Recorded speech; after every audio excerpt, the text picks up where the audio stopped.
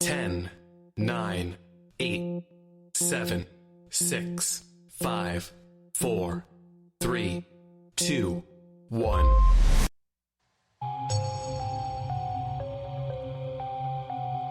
Welcome to Project Dark Corona. Project Dark Corona presents Project Dark Corona Podcast. Coming to you live from an underground bunker at an undisclosed location deep within the Appalachian Mountains. Bringing you the strange and unknown with your hosts David and Jason. You're listening to Project Dark Corona Podcast.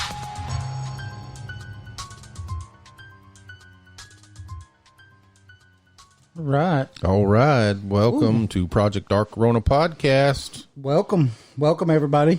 Everybody that's already jumped into the we got Sherry Perry and everybody already in the chat room. We got Lee. Hey Sherry. So thanks everybody for tuning in, and we'll start off with the normal spiel. Come visit us. Our spiel. Sure. Come visit us at Project Dark Corona Podcast on Facebook. And what's our other one, Jason? Our new Facebook that we just started. Everything paranormal. Aliens. Bigfoot. Aliens. Go ahead, Lee. You got it pulled up. Paranormal. Well, everything paranormal, Bigfoot, UFO, aliens. Yeah. That's it. Okay. Yep. Well, it's still new to us. It's, Right, it's so new, and I'm so used to saying Project 12 years or so. It's Project Dark Corona on Facebook. Yeah. But, we got shut down by the man. But that's another story. Yeah, we had a show we wasn't supposed to have, I guess. Yeah, and, the show we that can't be promoted named. it. Yeah. And we promoted it and then got shut down. But But we're going to be talking about UFOs and aliens. that's right. Yeah. We're going to have a good show tonight. Awesome show tonight, yeah. And but while you're on our Facebook page, go ahead and like us and follow us, and also go on to our events tab, because excellent guests like we're having tonight are on our events tab, and you go ahead and check them all out and hit that you're wanting to go, because the great thing about it is that it'll alert you days before, minutes before. And so you get all those alerts, which turn out to be really good. Then also come over to our, what's going on, Jason? Don't worry about the person behind the curtains. Yeah, don't worry about the person behind the curtain. So, so come over to our Twitter page, and that's Project Dark Coro on Twitter. Right, Jason? Oh, yeah. Our Twitter page. Oh. Project Dark Coro on Twitter. Twitter bird's not listening to me today. So, I don't know. Twitter bird must be dead. I think the Twitter bird died. Difficulties. So, this is funny. But, then, come over to our, this is acting weird. So then come over to our website at projectdarkcorona.org. And while you're there, all of our past shows are there. Go ahead and check them out. Right, Jason? And join us. Oh, yeah. Join us. So tonight, we're going to be talking with Wajid Hassan. We're going to be talking about the truth behind the UFO phenomena. So Wajid, he was born in Pakistan and moved to England, and then he settled in America. He has lived an interesting and varied life in many fields of endeavor. From a technical background as a field service engineer to a stand-up comedian with over 20 years as a union actor doing voiceover, narration, commercials, as well as TV and movie roles. He also encompasses over 40 years experience in the field of metaphysics, healing and spirituality, and new age concepts. So, we're going to go ahead and bring him on there. We're having a little difficulties. What's the matter? They're saying that it's pretty staticky. All right, now they can't really understand us. Can't hear us in and out. So, hey, Wajid, how you doing? Hey, Jason, Yeah. David, and Lee in the background. Yeah. Great to be on your show, guys. Thank you for having me. Yeah, we're having a little technical difficulties, but we're still recording, so it'll be okay. I can hear you loud and clear. That's good. So start us out by telling us how you got into the UFO phenomenon, if you don't care. Well, yeah, absolutely. I had some experiences early on in my life, but around the age of 16, I kind of got into it. Originally I was born in Pakistan. My parents moved to England when I was 3 years old, and at that time I was raised as a Muslim. I went to the mosque, read the Quran, did the prayers. I also, being in England, I went to Church of England school, so I was also into Bible study, carols, prayers, Christian prayers. So I had a kind of an upbringing of like Christianity and Islam, and to me, for me personally, it didn't really. I didn't see any divisions between two ideologies that kind of went toward the same source. But around the age of 16, I decided I found my own calling, which was I managed to find a yogi master in England, an Englishman by the name of Dr. George King. And so since the age of 16, I've been following this particular master, who I believe was a true contactee with the people who man these crafts referred to as UFOs. And just to give you a little background on my yogi master, in his early 20s, he was a section leader for the London Fire Brigade during World War II, when they had the Nazi blitz over England, and he was into search and rescue, and he had the awful task of picking up pieces of little children. It really bothered him to the point where after the war, he wanted to know. He questioned about why all this suffering, and he decided to delve into yoga, and not just the hatha yoga, but deep yoga into breathing exercises, mantra, deep contemplation, meditation. And he was a unique individual because he did this for over 10 years, up to practicing yoga for 8 to 10 hours a day while still having his regular job as a London cab driver. So after 10 years, he reached such a state of evolution where he was able to raise his vibrations or the Kundalini power to higher levels, where he gained not only enlightenment and cosmic consciousness, but higher levels of that. And it was then that he was actually contacted by the higher beings on other planets in this solar system. And so I'm not here to tell your listeners to believe me. I'm just here to, I did my own research and found to my satisfaction a yoga master that I could follow, who I believe was a true contactee. And so that's how it started over 40 years ago. Wow. That's a long time to be into something too. That is. So Oh, go ahead. No, you go ahead. You go ahead, Jason. You're just going to say something.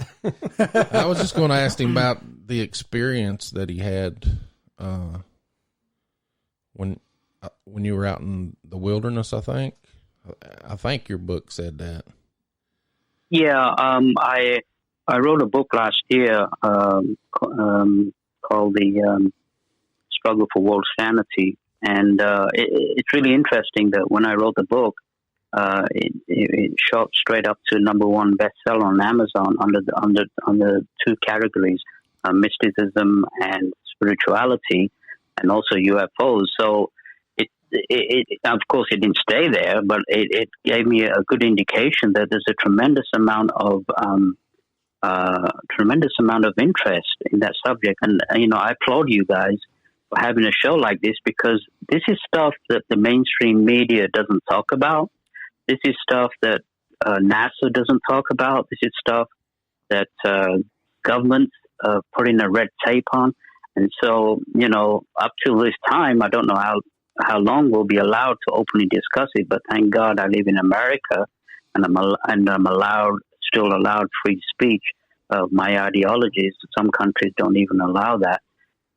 So anyway, I thought I'd applaud you guys for that, and the fact that you've been on the air for a number of years doing that. It's a great form of service.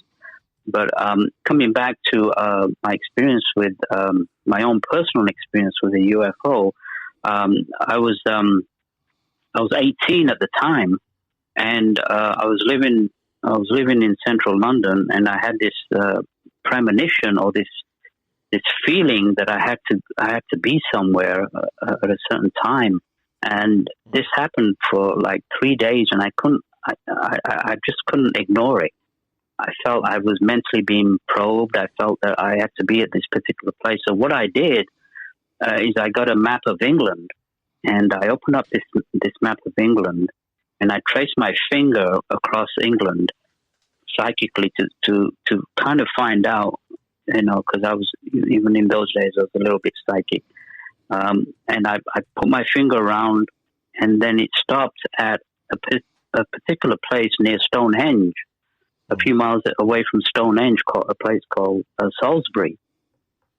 Okay. So I knew I had to be at that place that particular Friday at midnight. Don't ask me why. I guess we all get premonitions, but this is the kind of premonition that I was getting.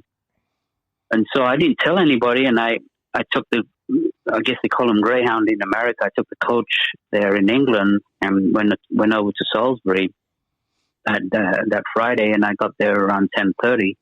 And so I walked these dark country roads for about 2-3 miles, and then around midnight, I figured I was at the place I needed to go, and I jumped this fence near this place. It was called Clearwater, and exactly at midnight, I looked up in the sky, and I saw this white circular disc object moving slowly from the south to the north, and so that was an indication that I was actually, I figured I was in the right place.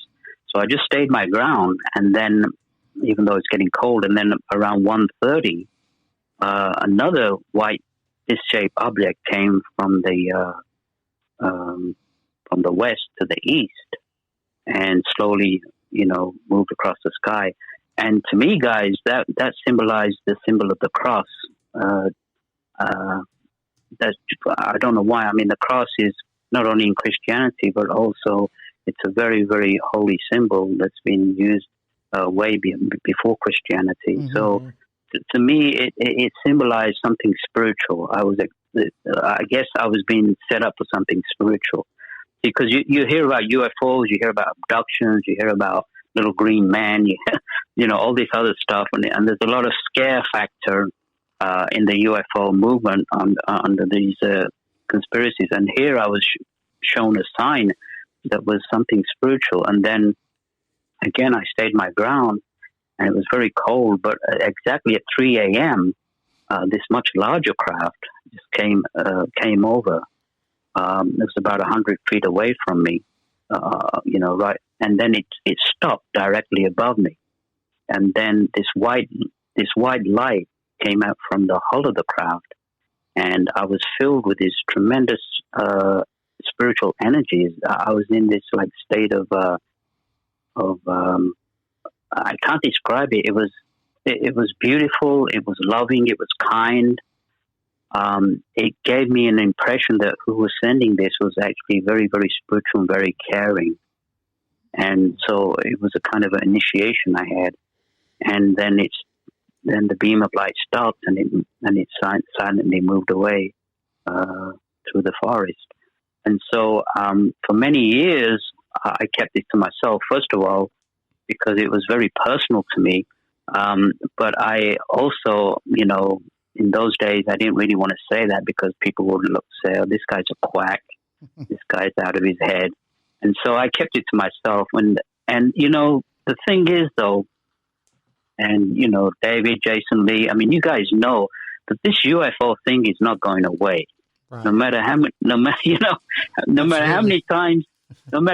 times they try to cover it up.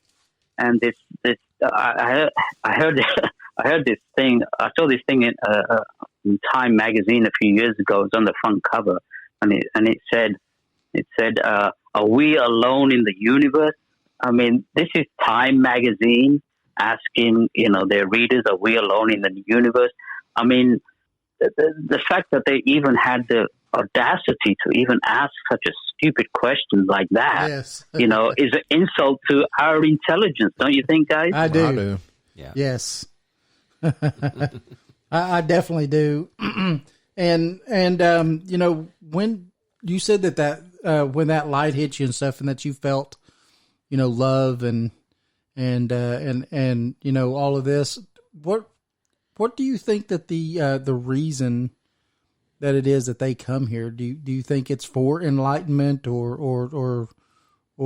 what?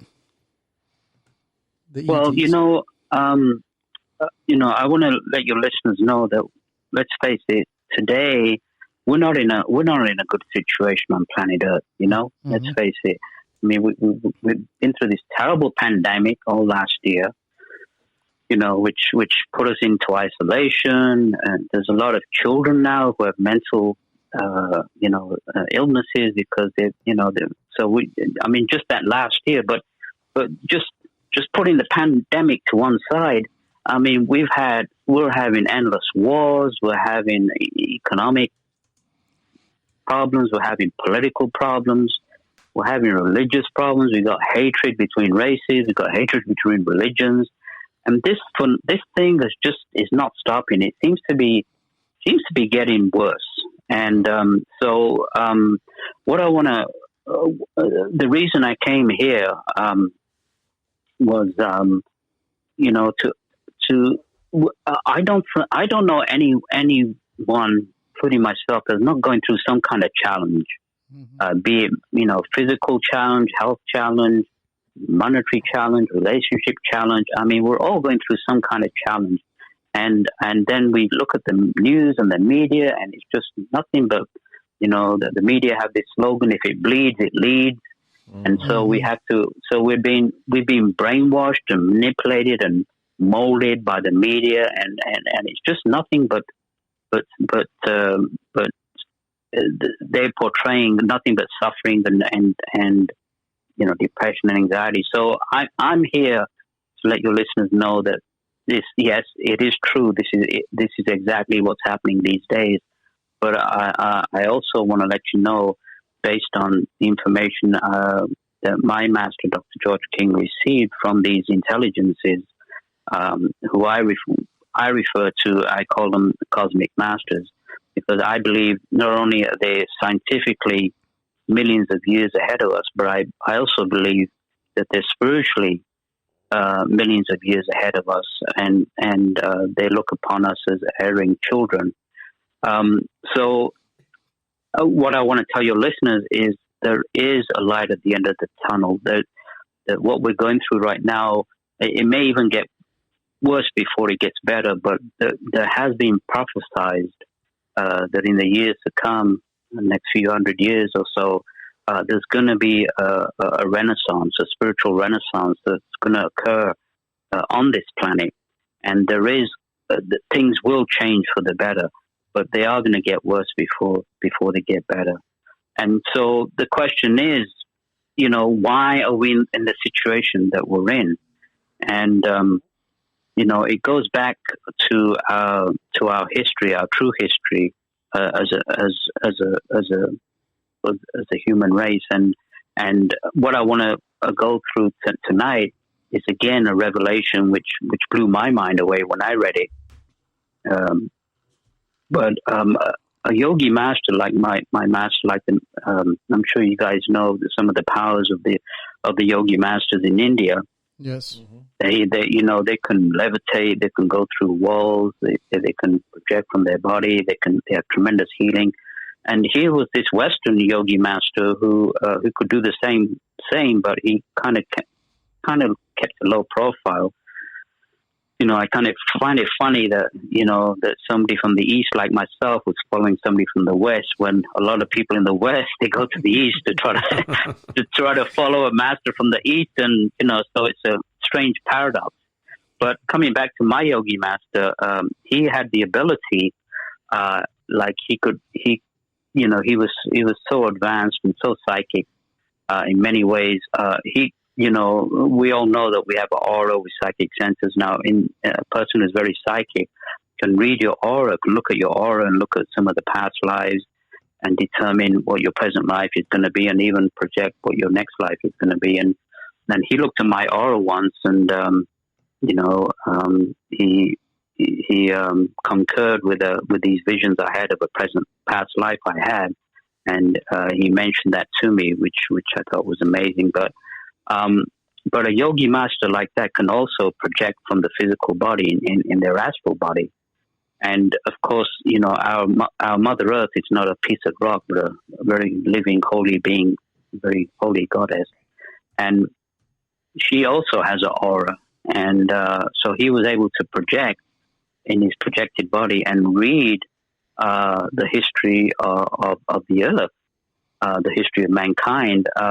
You probably heard of the Akashic records, yes, which are talked about in the East. So my master was able to read these Akashic records in four-dimensional color detail, and he wrote the true history of mankind in a book that he published called The 9 Freedoms back in the early 60s. And your listeners are interested, you can get that from Amazon. Called The 9 Freedoms by George King. And in there, he talked about the true history of mankind. So I'll quickly go through it, and if you guys have any questions, feel free to interrupt me. Yes, sir. But over 18 million years ago, he said that we were actually a race that lived on this planet called Maldek, which had an orbit between Jupiter and Mars. And it was a green, prosperous world, highly technical. He said that robots took care of all the menial tasks on this planet. We could control the weather, and we had an abundance of food, and everything we were kind of living in utopia. And then he said for some reason this disease struck in the minds of the scientists on Maldek, and they, in their lust for power, they invented this hydrogen bomb, which was 10,000 times more powerful than the hydrogen bomb that we have on Earth today. And in their lust for power, they blew up our home planet, Maldek, which is now the asteroid belt. And scientists are also now concurring that the asteroid belt was a planet that actually blew up at one time. And so,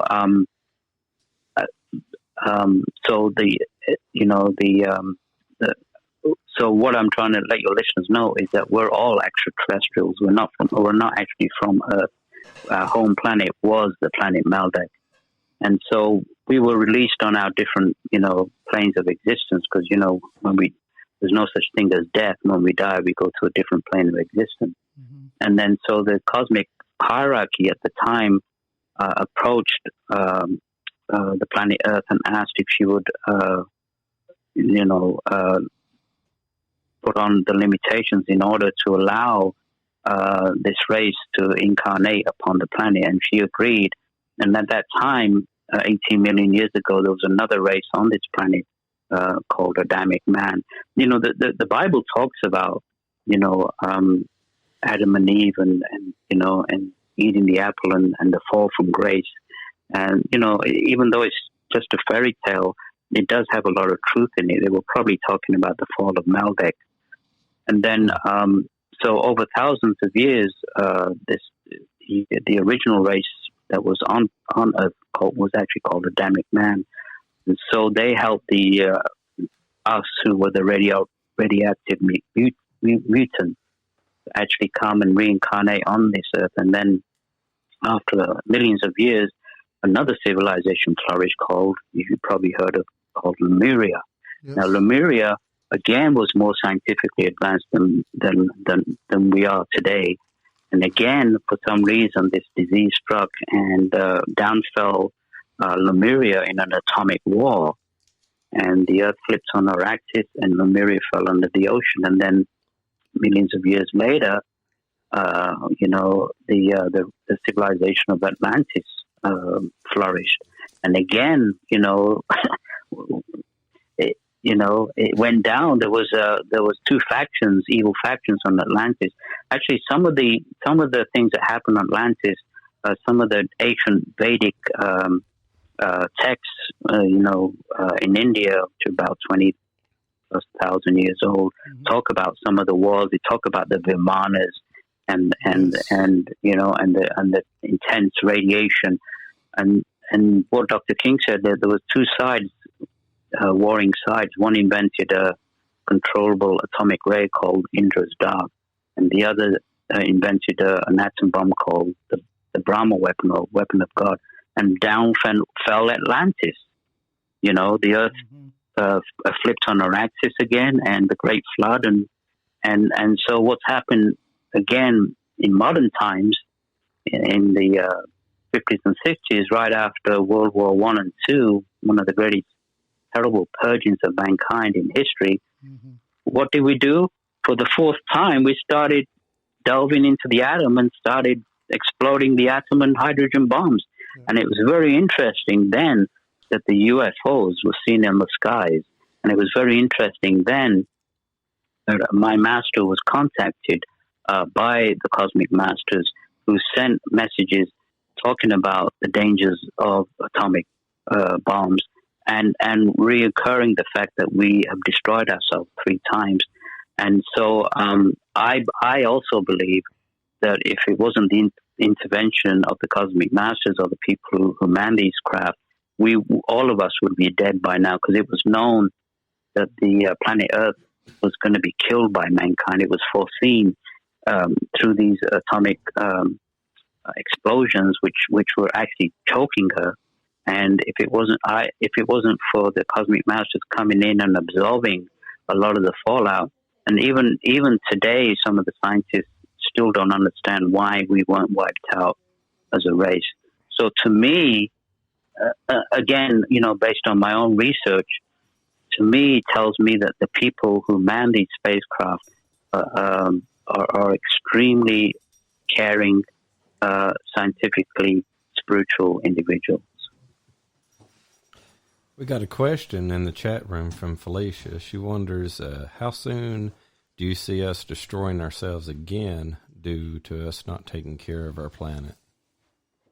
We're on the thrones of destroying ourselves right now. We're right now. I mean, we have a bomb the size of a suitcase that can destroy half of America. I mean, that's how powerful some of these hydrogen bombs are right now. And so we are in a precarious situation, and if we don't watch it, we will destroy ourselves. But there's 2 factors that are occurring now that I wanted to let your listeners know, is that which haven't occurred before. First of all, we're out of the Piscean age. We're now in the age of Aquarius.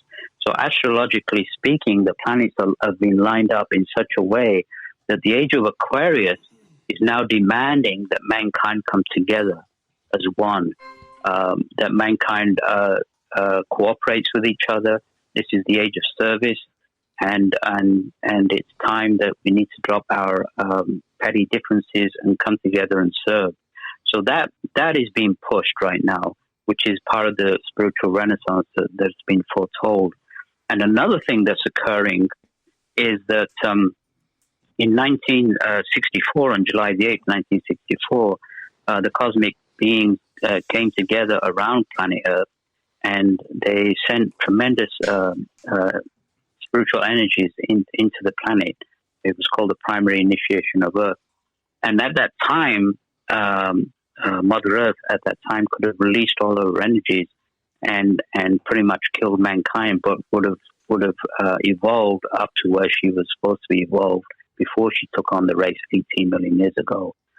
But instead, because she has tremendous compassion for us, she's only releasing these energies every year slowly to give us a chance to evolve.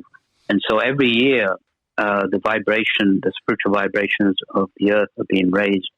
So these two factors are demanding from us that we change, that we go back to the original spiritual laws that were given by the great teachers, like the Master Jesus, like the Lord Buddha, like the Lord Krishna. And so, who I believe are the true political leaders of this world, because they preach, kindness, they preach love, they preach, healing. And how many of us really listen to that? We're regarded by the cosmic masters who man these spacecraft. We're regarded not only in this solar system, but in this galaxy as a very savage, warlike race, which we are. And so, we stand at this crossroads now. Either we change, or we'll be asked to leave, and that's what's going to happen. So, in regards to the question is how soon are we? Are we on the brink? Yes, we are on the brink, but the cosmic masters, the messages that they put through to Dr. King, they said that we can stop this by evolving spiritually, by sending out spiritual power. And I remember back in the 1970s when they had the this oil crisis, and at that time, Dr. King said that there's only one energy crisis on this planet, and that's the spiritual energy crisis, not the religious energy crisis, the spiritual energy crisis. And if we solve that crisis, then all other problems between countries and between people automatically be resolved. I mean, we talk about famine, we talk about children starving, but there's another famine right now. There's the spiritual famine. We are actually, our souls are devoid of this spiritual energy, which comes through us naturally, and we're stopping this spiritual energy. So what the cosmic masters are saying, that we're offering to you these beams of energy to go through us, not only to raise our vibrations, but also to help raise the vibrations of the planet and everybody else that lives on the planet Earth. Okay. So I follow like Michio Kaku and stuff, and he talks about the different civilizations, 0, 1, 2, and 3, and we're a type 0. Now, would you say that it is usually the truth, like what he says, that it's pretty rare for a type 0 civilization to ever make a type 1, that the majority of the time that they end up harnessing the atom or whatever it is, and they blow themselves up, or they kill themselves off with war and stuff like that? And that's what they're trying to, the aliens and stuff are trying to stop us from doing. See, that's something I've never understood, is why did we fall from grace? Why did we end up in the misery that we're end up? And again, some of the transmissions, the way the transmissions came through our master, he would raise the Kundalini power within him up to a higher center, maybe like the heart center. Then he would concentrate on a beam of energy that was being directed to him from millions of miles away in space. And that mental energy would then be translated through his physical voice. And being an Englishman, it would be translated in English. So he did over 600 transmissions.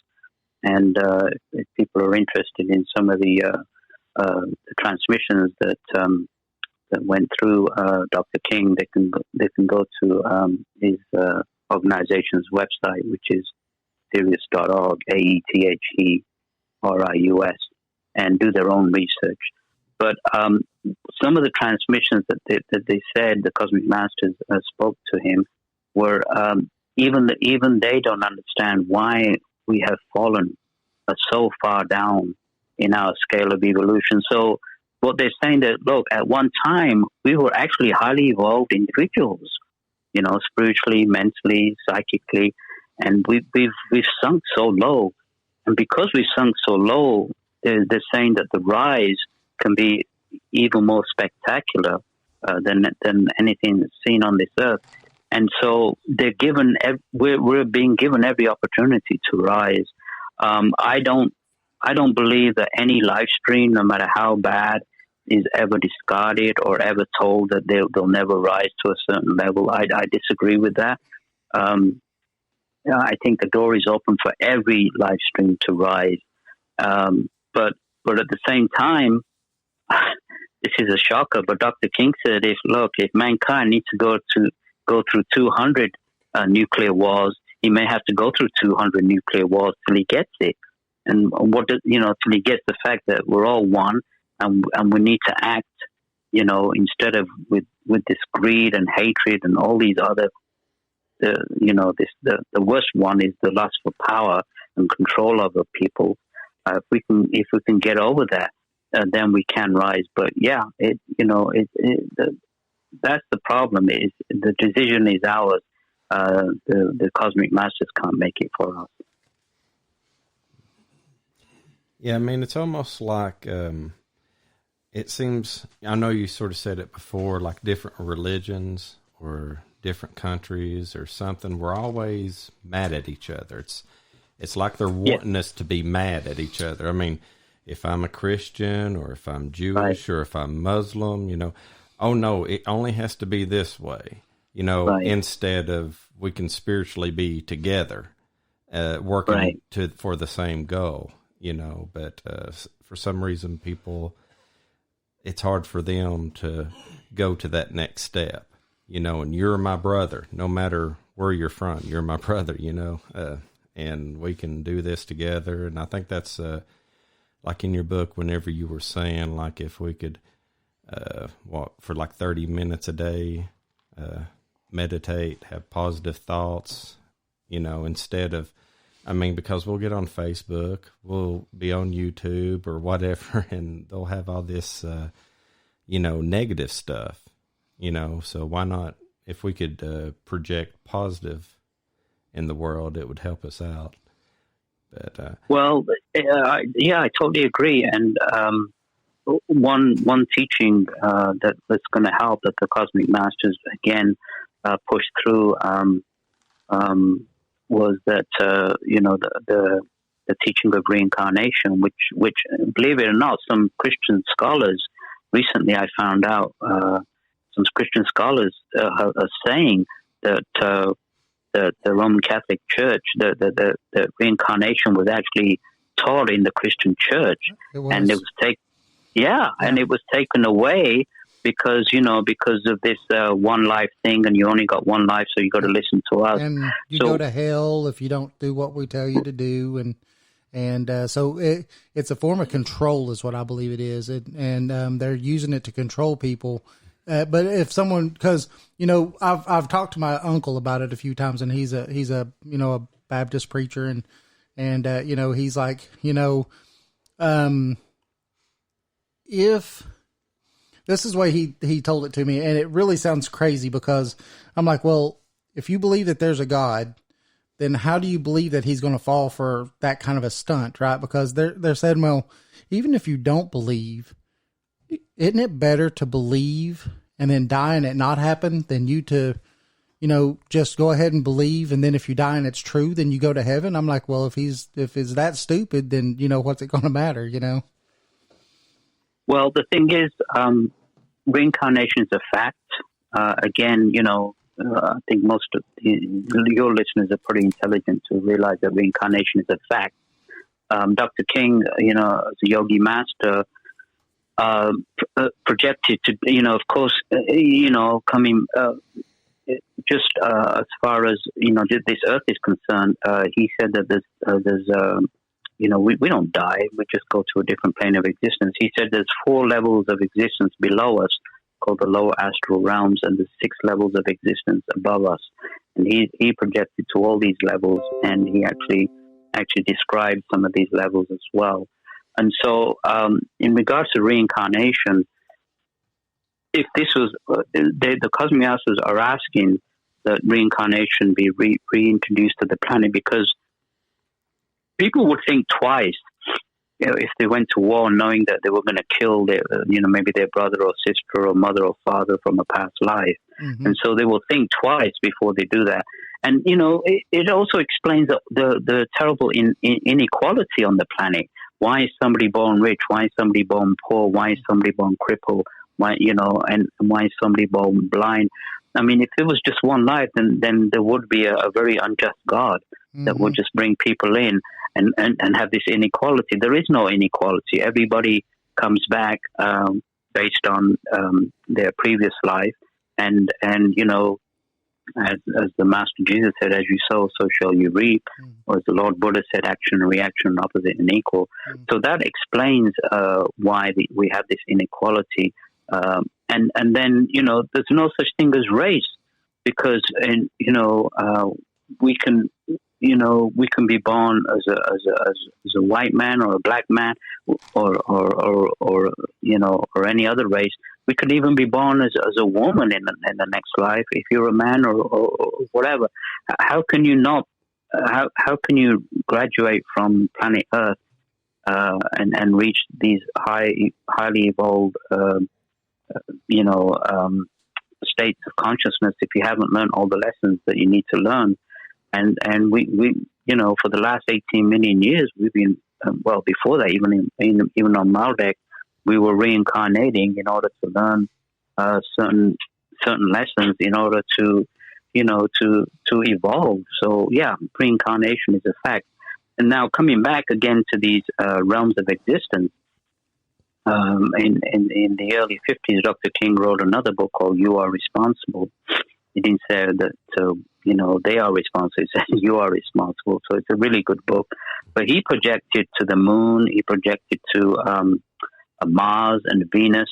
And I agree with the scientists that the possibility of life on, say, Saturn or Jupiter on a physical plane is probably non-existent if we went there physically.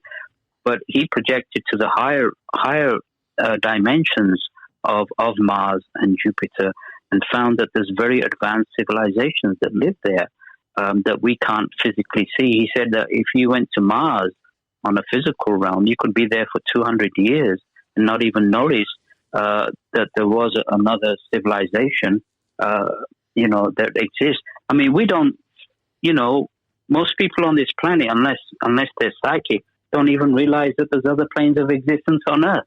Mm-hmm. So, when people say, "Oh, there's no life on these planets," of course there is life. I mean, scientists now in quantum physics have, based on their calculations now, realize that there could be parallel universes, other planes of existence. So these people who man the spacecraft, they can materialize onto the physical realm, but they live on planes of existence that we don't even know about and may not even know about for thousands of years. So this thing about life on other planets doesn't only apply to the physical realms. Don't you agree, guys? Yes, absolutely. Yeah. I think that a lot of things are if you really look at them, they're a lot easier explained by looking at them dimensionally, because you take just some of the ships and stuff that you see. how they seem to just blink in and then blink out, you know, like they were there a Right. second and then they're gone, you know. Right. And stuff like that, you know, just lends to the fact of that. And I think that a lot, I won't say all, but I think a lot of paranormal, you know, your ghost and stuff like that, I think a lot of that lends to the same thing on a dimensional level. Exactly. You know, hauntings, ghosts, Yes. and all that. Those are beings that live on these other realms. And some people see them. Sometimes they actually come onto the physical realm. Yeah, I agree with that. Absolutely. Yeah. It's true. Yeah. I've as a kid, I was, I mean, I still see spirits a lot, but as a kid, I was actually very tormented by some growing up. So I definitely am a firm believer in the spirit realm, and I don't necessarily have to tie it to this plane of existence at all. Yeah, I mean, you know, these things are normal. You know, we've kind of suppressed our psychic abilities, and so we're being asked now to, you know, to get back to the normal, you know, spiritual laws in order to bring back our psychic abilities and even communicate with realms above us. Hopefully, not realms below us, but you know. And there's nothing wrong with that. It's nothing airy fairy. It's very scientific. Yes. We just don't have the instrumentation right now that can detect these realms. But like you say, you know, somebody like yourself who's fairly psychic and has had these experiences, who are we to deny that you had those experiences? Of course you did. Yeah, it's you know, it took me a long time. I mean, my family and stuff knew about it, but you know, like yourself, it was something that I didn't talk about for a long time because a lot of people look at you funny and, you know, stuff like that when you say that you could see ghosts or whatever, you know, they're like, you know, I don't believe you. But you know, that's kind of what got us started, or me started down this, you know, this field. And I actually, a few years ago, I actually had a house that was pretty haunted, and I got Jason to come over to you know, see if it was haunted, and Jason found out that it's true too, didn't you, Jason? Yeah, it's very true. But that's what got me going down this field. You know, a long time ago, I was probably 9 or 10, and that's when I started looking into other than what I was taught. You know, I thought there was more than just hellfire and brimstone and all this other stuff. And you know, I started looking and reading like Eric Von Daniken's books and you know, looking into the other things that no one else wants to talk about. And it's been a long road for me, but you know, I'm a true believer when it comes to, you know, alien life and UFOs and all that stuff. Yeah. I mean, it's real. The thing is, there's so much evidence. Yes. That's the thing. It's like, you know, how can you discard something like, I mean, you know, I remember on CNN a few years ago, these retired military generals, you know, were based in Colorado, talked about flying saucers coming to the nuclear silos, you know, pointing a pink beam of energy and neutralizing the nuclear warhead. Yes. They went on CNN. Yes. And you think that the whole world will go, oh my God, this is amazing. And the next thing you know, they go, oh, Beyonce is coming with a new album, and everybody, oh, Beyonce. That's it. They have to, it has to be redirect. like a joke and everything. They just laugh about it. Oh, Little Green Men, or they always have the X-Files in the black background playing when they talk about it or something. Or like you said, redirect it, stop. Yeah. Yeah, it's you know, what do they call them? The weapons of mass distraction. Yes. Yeah, mass know? distraction. Exactly. Yes. Yeah. Yeah, and Watch my you know, left hand. I mean, these are like disciplined military men. These are not like, the little kid who saw the UFO. These are like very highly intelligent, strict disciplined military men who come out with this, and the whole world just falls asleep. I mean, the astronauts, when they went to the moon, they were followed by UFOs. When they were on the moon, they saw UFOs. And NASA, like, oh no, it could have been this, it could have been that. So we know there's a cover up, What's NASA stand for? Never a straight answer. Yeah. Yeah, and they had all that dead air because they wouldn't broadcast that over the airways because they had to. We got something up here, and then no one heard anything. Like today, they would have went straight to commercial or something. Yes. But back then, they just, I guess had a picture of something. Yeah. Well, I had when I was 18, I moved to Los Angeles, and I had the ability. I was lucky enough to meet a man that was spent most of his life in NASA, and he was there before we ever went to the moon. He actually helped with the radio telescopes map the moon surface so we could even know where to land and everything. Wow. And he had a Q clearance and everything. And I think, let's see. So yeah, I was about 19, 20 at this time, and he was, I don't know, maybe in his 70s, upper 60s, lower 70s, and we was really, really good friends, and he lived in La Jolla. You're lived in California for a while. La Jolla is like the Beverly Hills of San Diego. He had a very, very nice house right on the bay, and he was a pretty wealthy man. But he told me one day, he was like, he goes, I have a house, in Rosarito, and we see UFOs, off my porch all the time. And I kind of looked at him cross-eyed at first. I was like, what are you talking about? He goes, it's not suppressed in Mexico like it is here. He goes, it'll make the evening news. UFOs. Yeah, the Mexican government is not as strict. They're more open. Yeah, I think it was one South American government that openly declares that UFOs are real. Yeah, and why they have this red tape here, or in other Western countries, I'll never understand. But this phenomenon is not going to go away. I mean, remember that Pentagon release of where the F-16s were tracking that UFO that was just spinning around. I mean, don't tell me that's a cloud, or don't tell me that's a weather balloon. Yes. Don't discredit our don't discredit our intelligence. And that's what really irks me is like, these so-called probes to Mars to look for life. How dare you? Mm-hmm. How dare you do that? How dare you do that to us when we know so much better? I mean, just that photograph that Adamski took. I don't know if you ever saw that, the flying saucer. Then, I mean, that was in the early 50s. So yeah, this UFO phenomenon is not going away, and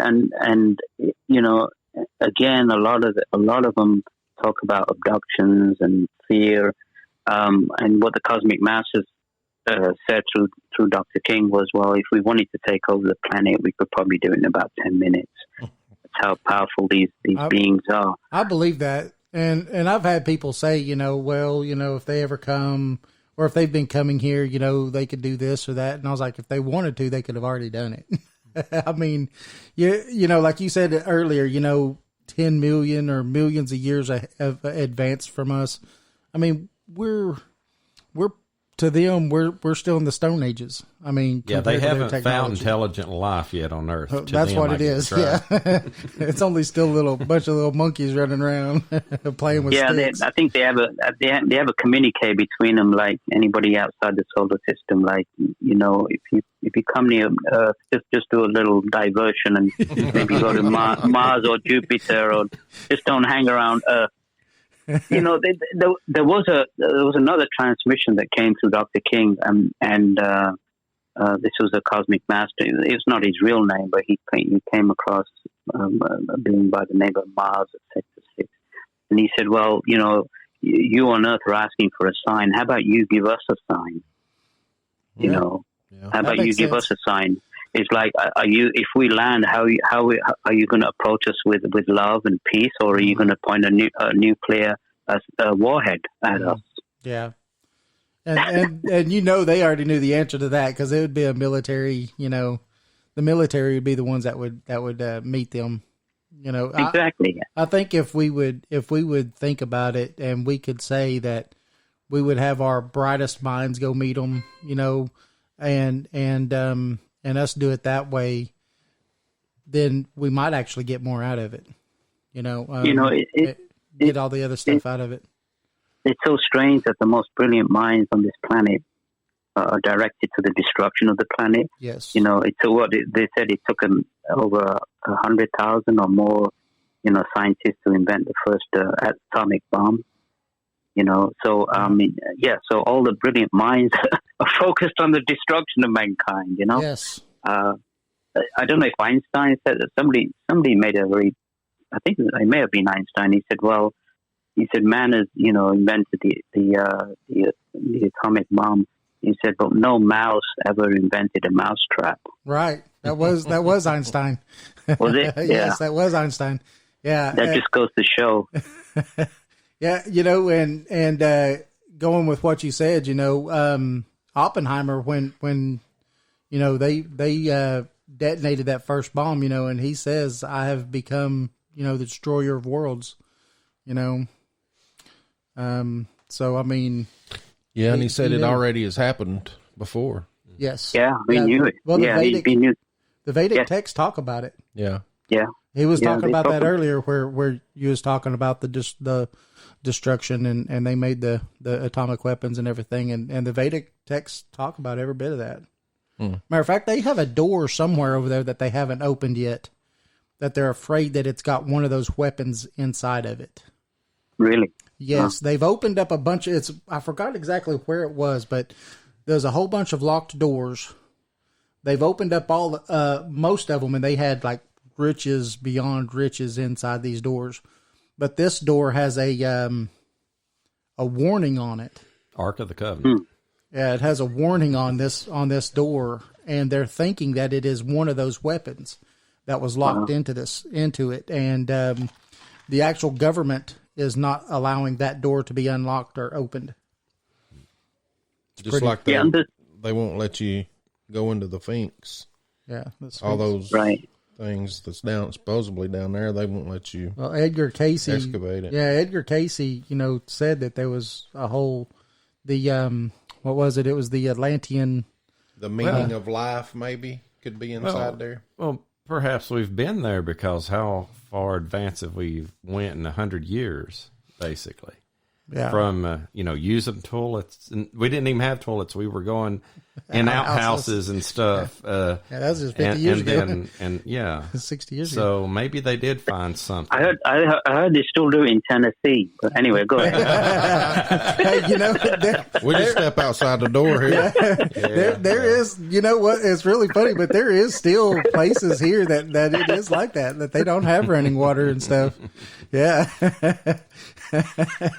Well, you guys scared me that you're deep in the Appalachian Mountains and an undisclosed. I was like, I wonder if those guys have outhouse in their cave. We just use the latrine. we do it, like the Romans did. You talked about the pyramids. I mean, again, this stupidity. All the slaves, had these, put them together with these huge, tons of, in precise angles, placed. And I think Dr. King mentioned that it was done by advanced race. He said it took 2 years to plan and 3 days to build the pyramid using telekinesis. So this thing about slaves and rolling rocks and all that, and people still fall for that. And again, I know the Egyptian government has information about the pyramids, and they're not disclosing it. I think, gentlemen, it just falls down to the fact that the cosmic masters are saying to us, look, you fell, you can rise, and we're gonna reach out to you. Now, as far as leaders of governments, they just want to hold on to power, or leaders of religions, orthodoxy. They just want to keep it's a case of controlling the masses, for their own individual needs. And so I think it's time that we stop looking down on our smartphones and started looking up into the skies, because what the cosmic masters are saying, there's actually Dr. King in the Nine Freedoms talked about this one particular craft. He referred to as satellite number 3. He said it's about a mile and a half long, and he actually projected to this spacecraft, and he talks about his experience that he had on the spacecraft in his book, The Nine Freedoms, and one of the and the beings that he saw, actually, the one little green man, he said they were actually like 7 feet tall, humanoid, very distinct features, handsome features, and the women were very beautiful. So I don't know where this little green man theory came from. I mean, it could be that the little green alien could be actual androids, robotic androids that the cosmic masters use, to do exploratory work. Then that could be one aspect of it, or it could be could be alien life streams that actually came from other parts of the outside of the solar system. But in regards to the cosmic masters that live on these higher realms, they're actually humanoid and very, very beautiful to look at. But one of these beings in a transmission, Dr. King said that this spacecraft comes periodically in orbit of Earth throughout the year, and what they have on board is very advanced radionic computerized computers. And so what this particular being said, that on satellite number 3, they have, like, if you look at basic terrestrial science, with a satellite and GPS positioning, we can pinpoint anybody with a cell phone now on the planet. That's pretty much, and which is pretty awesome. But if you look at that on the millions of years scientifically ahead, these beings have said that they have the vibrational sequence of every man, woman, child, plant, animal, rock on the planet. They have a complete dossier on all of us. Now, why do they have this dossier? Well, what they're saying, that we have this information on you so that when this craft comes into orbit, or even if you think about this craft or think about the cosmic masters, a beam of spiritual energy will be sent through you in order for you to send it out to the planet. Now, we know that spiritual energy is real. It just operates on a higher vibrational sequence. It's just as real as electricity. One way that your listeners can find this out is just go in front of a mirror, raise your hands, and send a beam of energy through the palms of your hands and your heart center, and it will reflect back from the mirror. You can feel this tingling, so it's very real. And so, just like spiritual energy, works on certain scientific principles, so does spiritual energy. And so, we can, with our minds, because they said that the thought through the human body is about 600 miles per second. Wow. Or 600 miles per hour. I'm sorry. But the thought thought in free space has been calculated by the advanced beings to be about 4 million times the speed of light. So because let's put it this way, because we're online with these computer systems by the cosmic masters, all we have to do is think, and we can think, and energy will be sent to us not only on an individual level but on a collective level. So they can pinpoint any live stream that requests this energy mentally. So in one way, we can all contact these cosmic masters. Now, are we going to get a message from them? Probably not. We're going to get a sighting from them? Probably not. But we will, and it's guaranteed that spiritual energy will flow through us. So they're desperate right now that we raise ourselves up spiritually, and sending out spiritual energy has a two-way direct effect. First of all, it raises our vibrations. It makes us better, and we send out the spiritual energy to wars, to earthquakes, to people in famine. We send out spiritual energy to help heal, any situation on the planet. And if we do this en masse, we can change the world for the better. And that's the problem, is that we're not doing it en masse. We're not sending out the power. And this is a real power. And they said that in another transmission, they said that there was another planetary race outside in the galaxy, but outside of the solar system, that was going through a particular same kind of scenario that we're going through, the hell that we're going through, and they opened themselves up to the cosmic masters, to this light energy, and within 50 years, that planet was completely transformed. So to me, again, I personally think it's one of the greatest signs of hope, because I don't have to rely on the warmongers. I don't have to rely on the dictators or the economics or the politics or even the dogmatic religion. I can just raise my hands to the heavens and guarantee that spiritual energy will flow through me. And that's the true message of the people who man the UFOs these days. That's awesome. We're going to go to a quick break. But I have a question when we get back. That's based on what we was just talking about. So everybody in the chat room and everything else, stay tuned, because I think I've got a really intelligent question to ask right here. So we'll see. Because I follow Einstein and Tesla and stuff like that. So this is going to go off of that. So we'll be right back after these messages. You're talking to David and Jason and Lee on Project Dark Corona. We'll be back after these messages.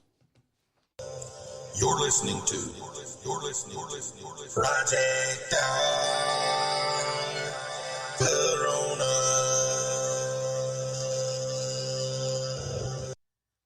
Hey everybody, this is Matt Sieber from EastTennesseeBigfoot.org. You're listening to David and Jason at Project Dark Corona Radio.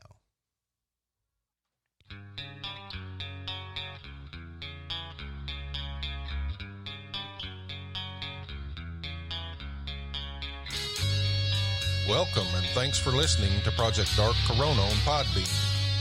If you like our show and would like to support it, you can by becoming a patron. Just click on the box that says Become a Patron and sign up. We have different options that you can choose from to support us. Some of the perks becoming a patron include bonus content, free gifts, and the feeling of being part of the show. So thanks, and continue listening to Project Dark Corona.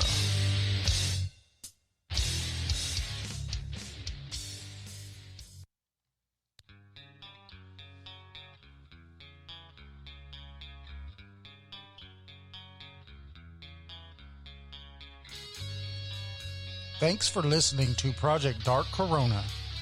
You can find us on Facebook at Project Dark Corona Podcast. All of our shows are posted in the events section. You can also find us on Twitter at Project Dark Coro. We have a webpage at projectdarkcorona.org. You can sign up and become a member. You can post blogs and listen to past shows. So remember and listen to Project Dark Corona Podcast.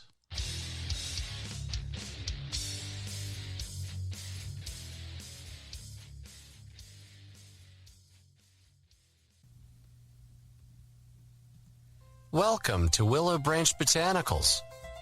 Natural, healthy alternative products. Here we use only the best plants to grow and produce CBD-derived products and other wonderful essential oils. Plants are grown and monitored carefully to produce the best raw materials for quality product. Harvesting and processing are managed with strict good manufacturing practices and food safety requirements as our top priority. With the use of our up-to-date lab and modern food quality processing equipment, we are able to produce wholesome hemp and CBD products and other essential oils. Once packaged and sealed, the end product is stored securely until ready to be shipped. We take pride in every step of the process, even to the shipping out to you as a customer. For more information, visit us on www.willowbranchbotanicals.com or Facebook Willow Branch Botanicals.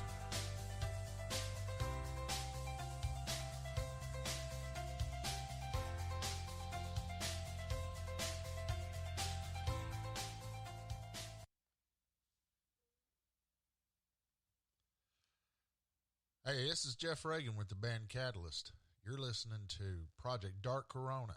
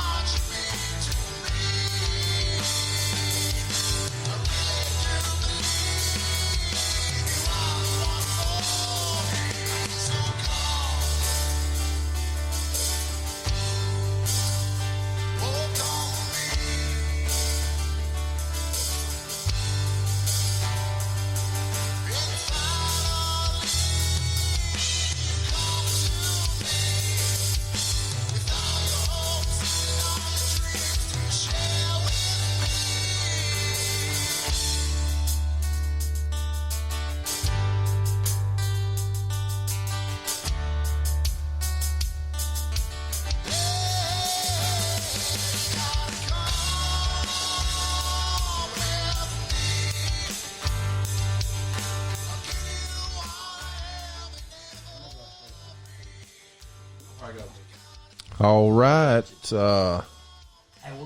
We're back from that quick break. If you just joined us, we're talking to Wajid Hassan. We're talking about the truth behind the UFO phenomena and a bunch of other good stuff. It's very interesting. Yeah, Yes. he knows a little bit of everything. Yeah, that's kind of why we went long before we went to break, because I was also interested that we forgot the first hour just went by quick. Yeah, we could talk about this all night. Yes, sir. Fascinating. Yes, sir. This is this kind of stuff I love. So you was talking about where you could, if you could get in contact with them and ask them a question, that they would pretty much answer your question or get in contact back with you. Do you think Einstein did his thought experiments where he would go into a kind of a trance and do his thought experiments on time travel and things like that? And Tesla was a little more forthcoming. He says that his did come from somewhere else. I don't know if it was Akashic Records or what, but Tesla said that he could go to sleep and he would be thinking about whatever, a problem or something, and a whole mechanism would come into his mind, and he could go in and take it apart bolt by bolt. And when he woke up, he could literally draw the diagrams of the machine itself. Do you think that they were getting in contact with these higher intelligences, and that's where this was coming from? Well, in regards to Einstein and Tesla, I think inspiration is real. I think if it's a natural faculty that we all have, and inspiration usually comes after a lot of blood, sweat, and tears. So people like Einstein, did a lot of hard work in their calculations and in working out problems, scientific problems. And then what happens is the higher mind or the inspiration. Sometimes even inspiration will come from higher planes of existence on the planet. And so I can't answer the fact. I probably haven't done enough research in regards to Einstein or Tesla, but obviously they got inspiration from a higher beings or higher levels of existence. Whether they were interplanetary, I don't know. I do know that with Dr. King, in order for him to even communicate with the cosmic masters, he had to raise his vibrations to meet theirs. So I don't think me or you or just a normal Earth person can actually contact the cosmic masters directly. We can contact them mentally. Like I said, we won't get a message, but we will get spiritual energy sent through us, because we're all known on Earth. Everybody's known on Earth, not only on this realm but all the other realms. And so, in order for Dr. King to be directly in communication, he had to go to their level, which is extremely highly advanced spiritual level. But yeah, inspiration does exist, that's for sure. But everybody that has made inventions and stuff like that have had to work extremely hard. I think Dr. King, some of these, he created some radionic apparatus that called spiritual energy radiators that can actually they can beam energy through these machines, and he had that type of inspiration as well, like Einstein and Tesla, where he could actually see its instrumentation in his mind. Sometimes he would even project to the other realms and create it out of etheric matter and then bring it into physical manifestation. So I agree, yeah, those things definitely happen. Okay. Yeah. I figured, I would think that's, I'm like you. We as a species are inventors and always thinking of the next way to do something. And I don't want to take anything away from anybody for what they've done, but I do know that, Tesla himself even said that, that he felt that he got his inspiration for his stuff outside of himself. And but yeah, I don't disagree. I think he more than likely did. Right. And if you reverse the pendulum on that, Dr. King said that these lower realms of existence are extremely the people who live there. He said are actually the demonic forces that live there are actually highly intelligent and advanced scientifically. And he said that a lot of the impressions. He said the atomic bomb was actually invented first in these lower realms, and then the citizens of these realms actually mentally impressed the scientists on this planet to invent the atomic bomb here. He said that laser technologies. He said some of the technology in these lower realms are actually 200 years advanced than on the physical realm. So that's the other end of the spectrum as well. So yeah, we have people who can be inspired to invent things that will help mankind, and then we have the inspiration or the influence of the darker forces. Gotcha. That create these weapons of destruction, and that's another reason why I'm on the show to let the listeners know that not only do we have these physical wars going on, but there's a terrible energy war going on the other realms, where we have beings, demonic forces that want to keep control of this planet, and who are impressed, and they live on the suffering. They don't live on air and water like we do. They live on the vibrations of hate and suffering of mankind.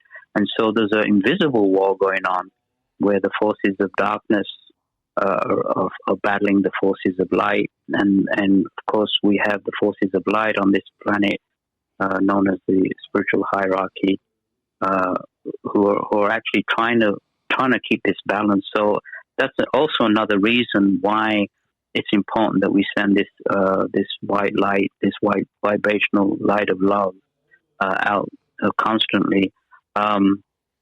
I belong to a group that we try to do that every day. There's about a bunch of us in about 50 different countries. We get together online every day. So if people are not, of course, they're not saying that, that they say you can actually just either visualize the energy going through you. You can use any prayer you want. You don't even have to use a prayer. You can even be an atheist. You can even be a murderer. But if you're interested in helping, you can send that energy out. They don't discriminate between saint and sinner. That's what I love about the Cosmic Masters as well. They look at everybody. Probably they look more at the sinners with more compassion than they do with the saints. But I belong to a group that we pump out this energy pretty much every day. So if people are interested, they can go to 12blessings.org, the 12 being the number, numerical 12, blessings.org. So in my small way, I get together with people, and so what the Cosmic Master is saying is we need to do this en masse in order. That's the only solution, the only way that's going to save this earth is this spiritual, is sending out this spiritual energy, this very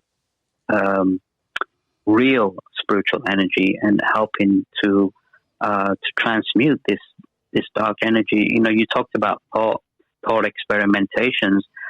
Thoughts again are real. Yes. I mean, you send a thought of hate to somebody, that's just as equal as punching them in the face. That thought energy is black, and it will affect the aura of that individual, and it eventually will hit their physical body. So we have to even control our thoughts, and these thoughts have to be changed from hatred and greed and jealousy to what we as normal human beings are supposed to be doing, which is our duty. I think personally, it's not something that I think about my nieces and nephews. I think of the children of Earth. What kind of planet are we? What kind of legacy are we going to leave them when we die? Are we going to say, well, oh, too bad, it's too bad that you're going to suffer. No, I think it's a responsibility as adults to send out this light so that our children can have a better world in the future. Don't you agree with that, gentlemen? Absolutely. Yeah. Oh yeah. I agree. But there's two. Like I say, I mentioned earlier about the raising of the vibrations of the Mother Earth, Yes. and the Aquarian age. There's one thing that now stands, the mankind stands on this crossroads, is that cosmic masters have said that if man doesn't change, and if because it's not a case of might, there is a new age coming on this earth. There will be a time in the not too distant future, within the next 1,000 years, where there will be the planet Earth will be a beautiful place to live. There'll be no wars. There'll be no pollution.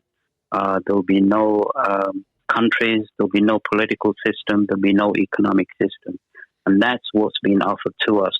But what the Cosmic Master said, that people who are not willing to change, like the warmongers or the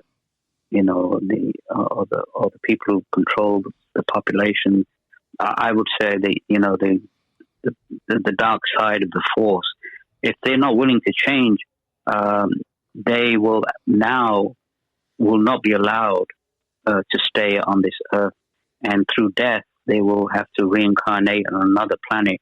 This planet has actually been is known by the scientists. It's on the other side of the solar system from where Earth is, so it can't actually be seen. But the scientists have called this planet X. It has a certain magnetic pull on planet Uranus and Neptune. So based on their calculations, there is another planet in the solar system. Mm-hmm.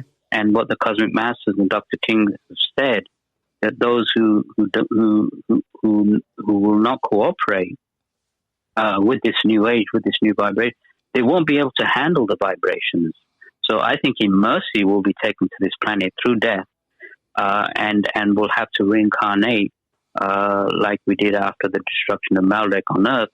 They will have to reincarnate on this younger planet, and if necessary, go through the bloody history that we created on this planet. So that's another incentive for mankind to rise at this time, because I don't know about you, but I'd rather stay on this planet than be taken to another planet.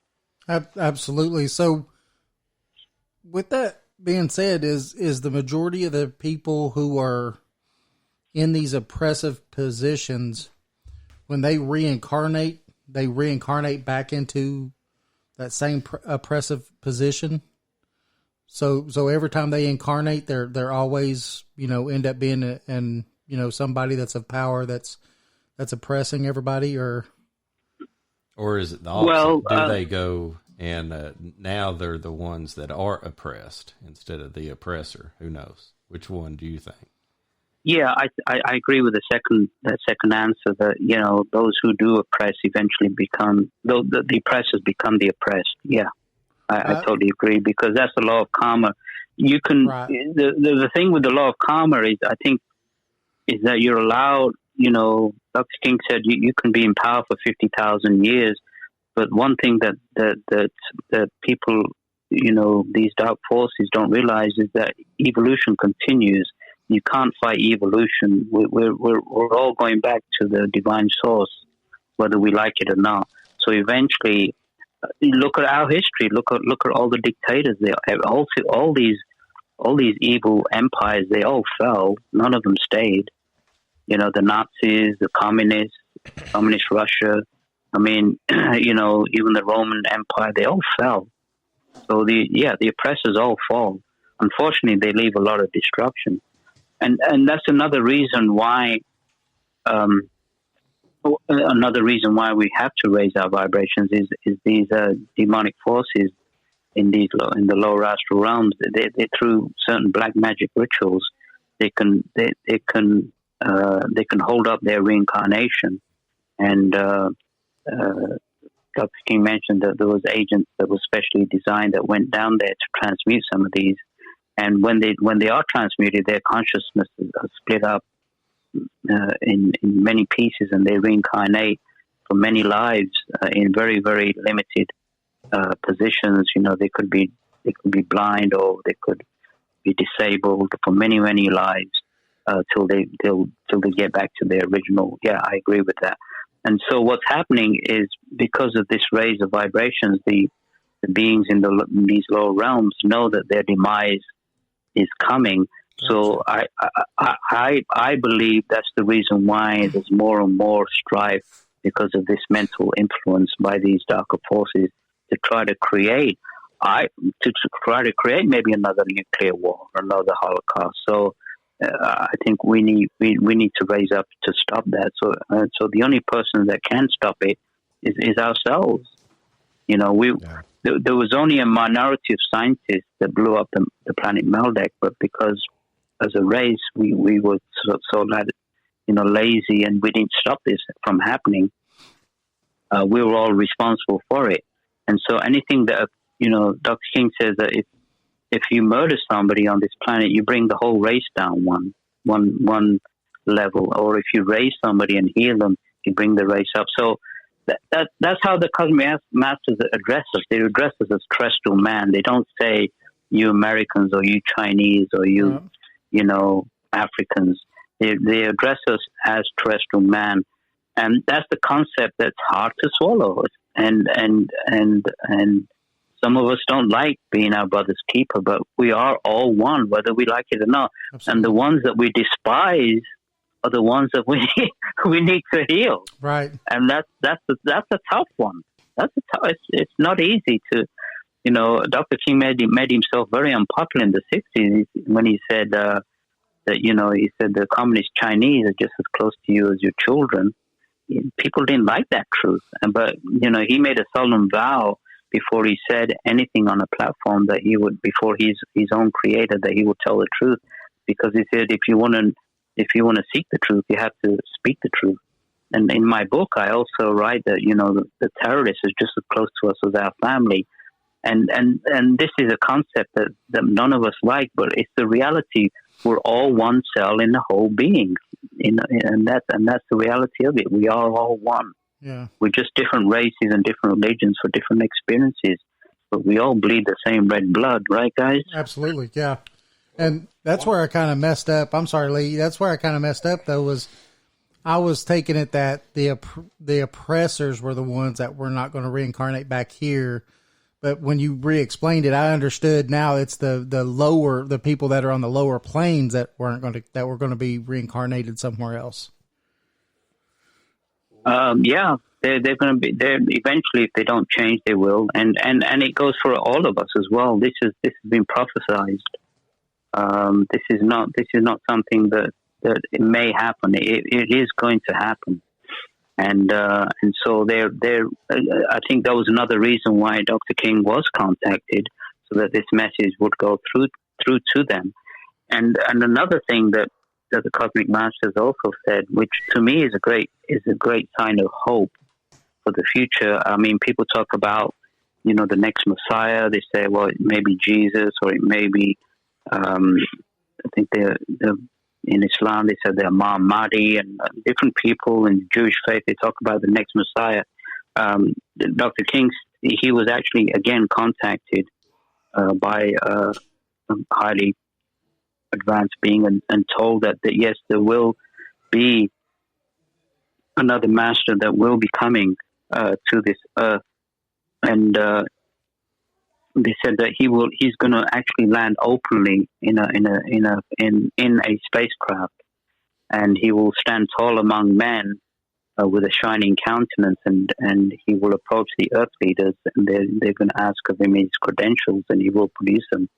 And this really bowls me over. But from what I heard from this transmission was that his power will be more powerful than the combined military might of all the armies of the world. And those who don't heed him will be removed of the earth. So he won't be coming as a dictator or a mass murderer.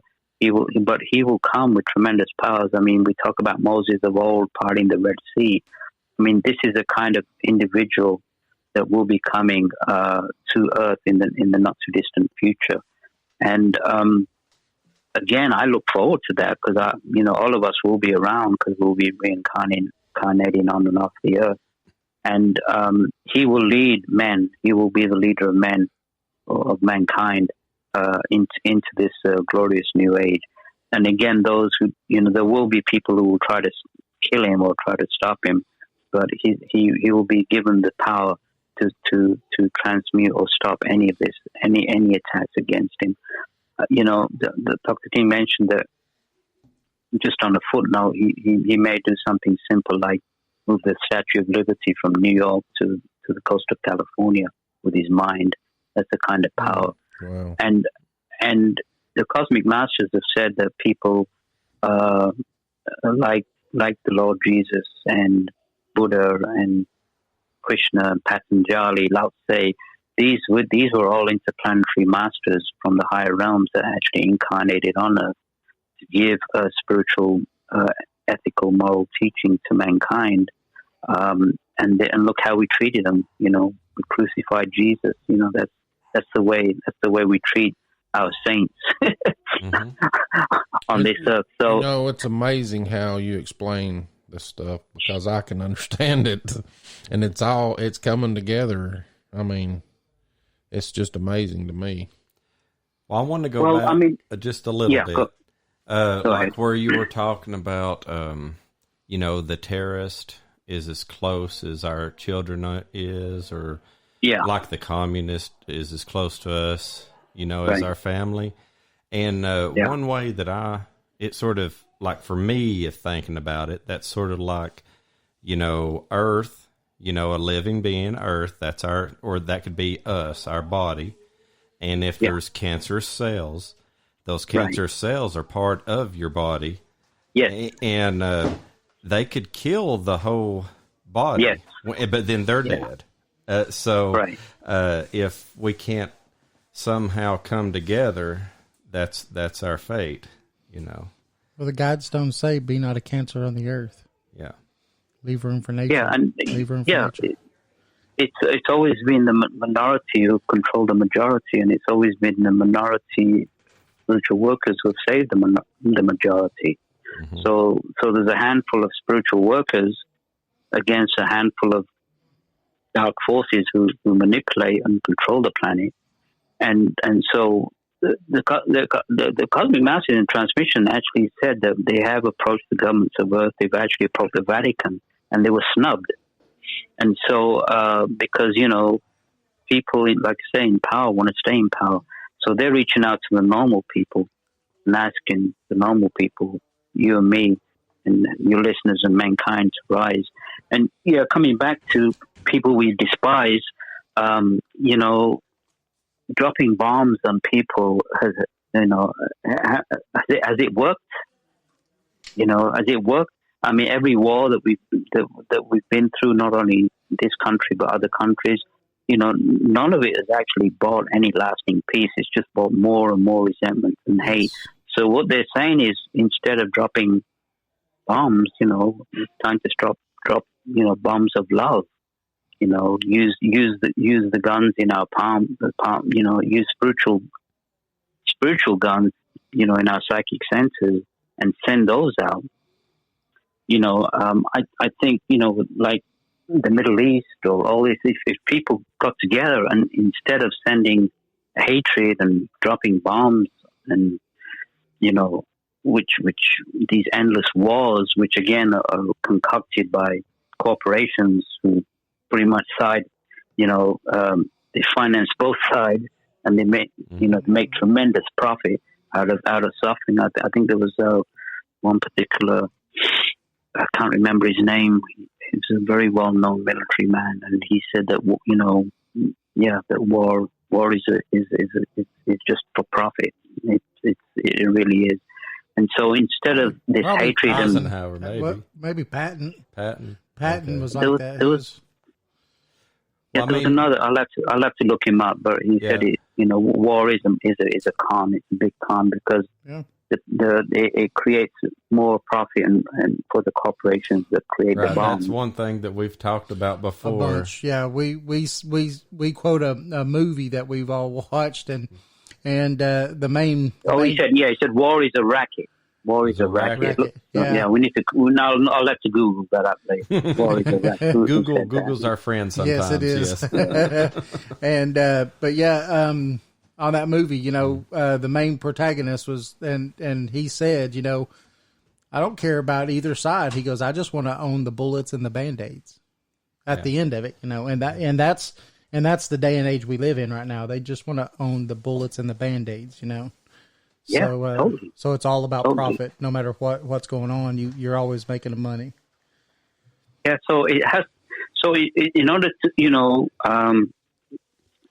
there was a quote in the Nine Freedoms that love is the transmuter of war. It is the creator of peace. So it's this love energy, this spiritual energy on a high vibration, which is the energy of the true energy of love.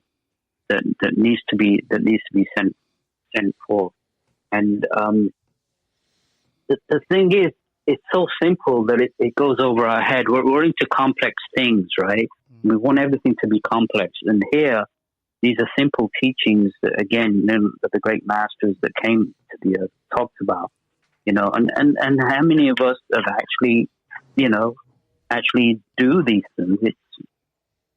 I don't know, but I'll just quote it. I was just looking at the book, The Nine Freedoms, and it said that love is a natural energy, all pervasive, greater than mind, so therefore it can be contacted and brought into active manifestation by all terrestrials.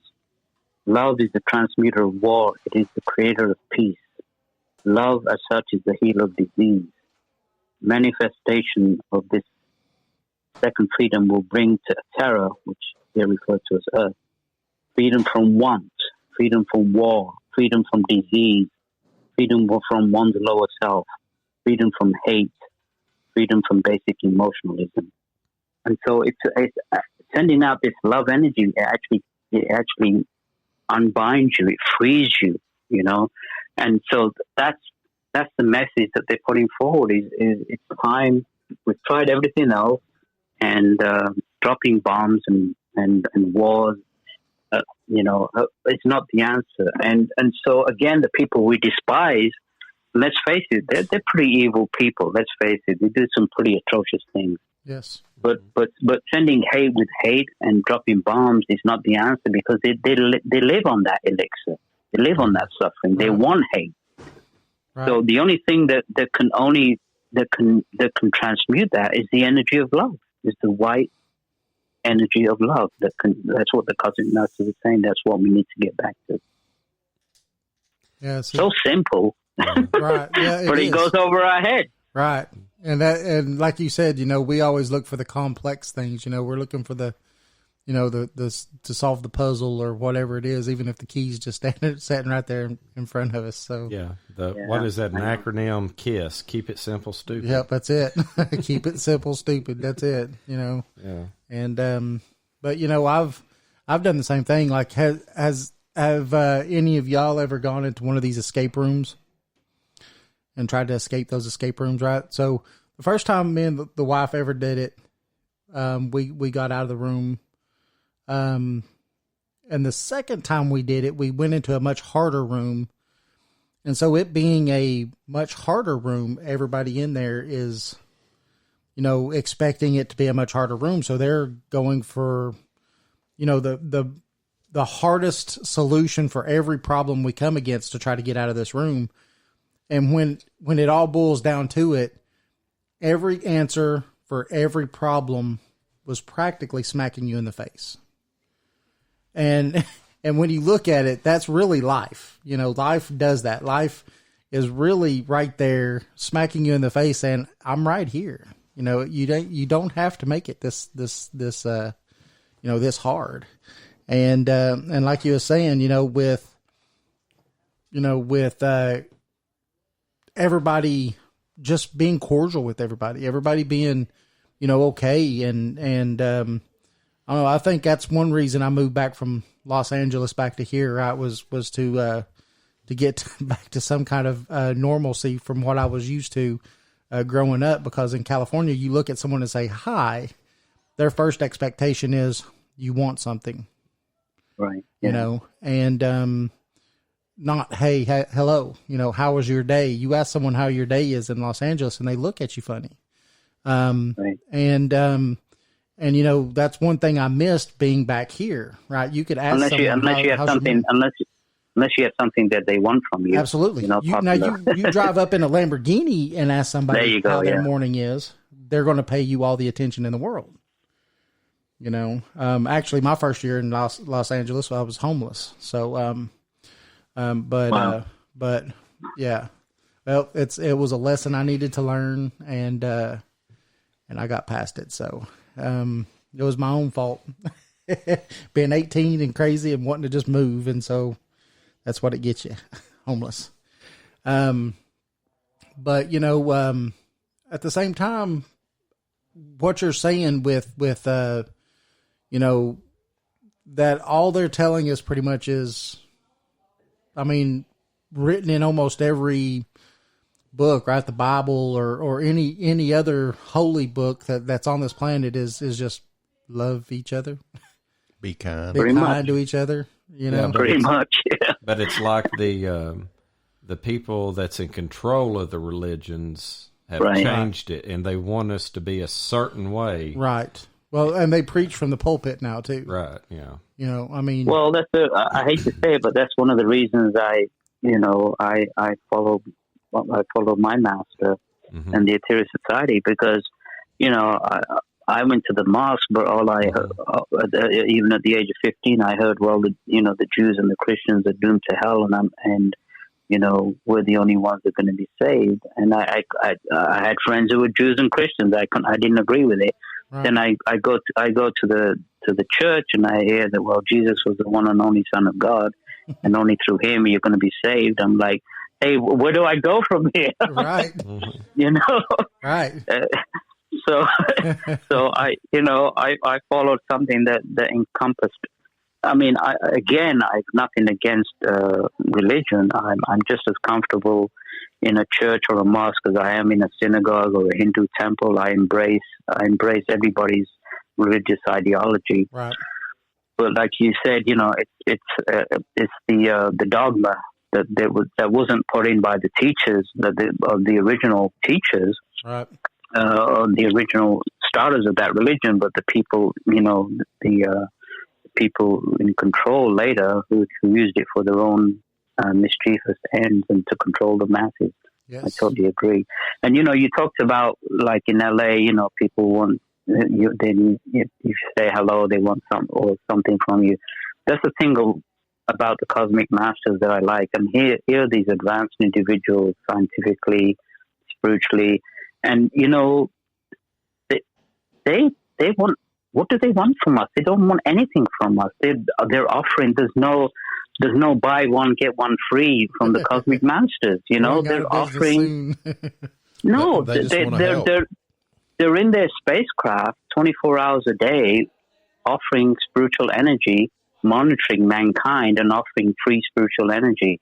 And the only thing they want back from us is for us to raise our vibrations and join them. They're saying, join us back to the cosmic family. How much of that do you get on it? You're right.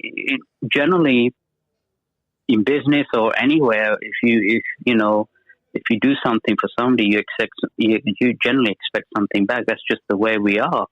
And here are beings who are working hard for our benefit. When they came and absorbed all that atomic radiation and saved mankind, did they give mankind a bill?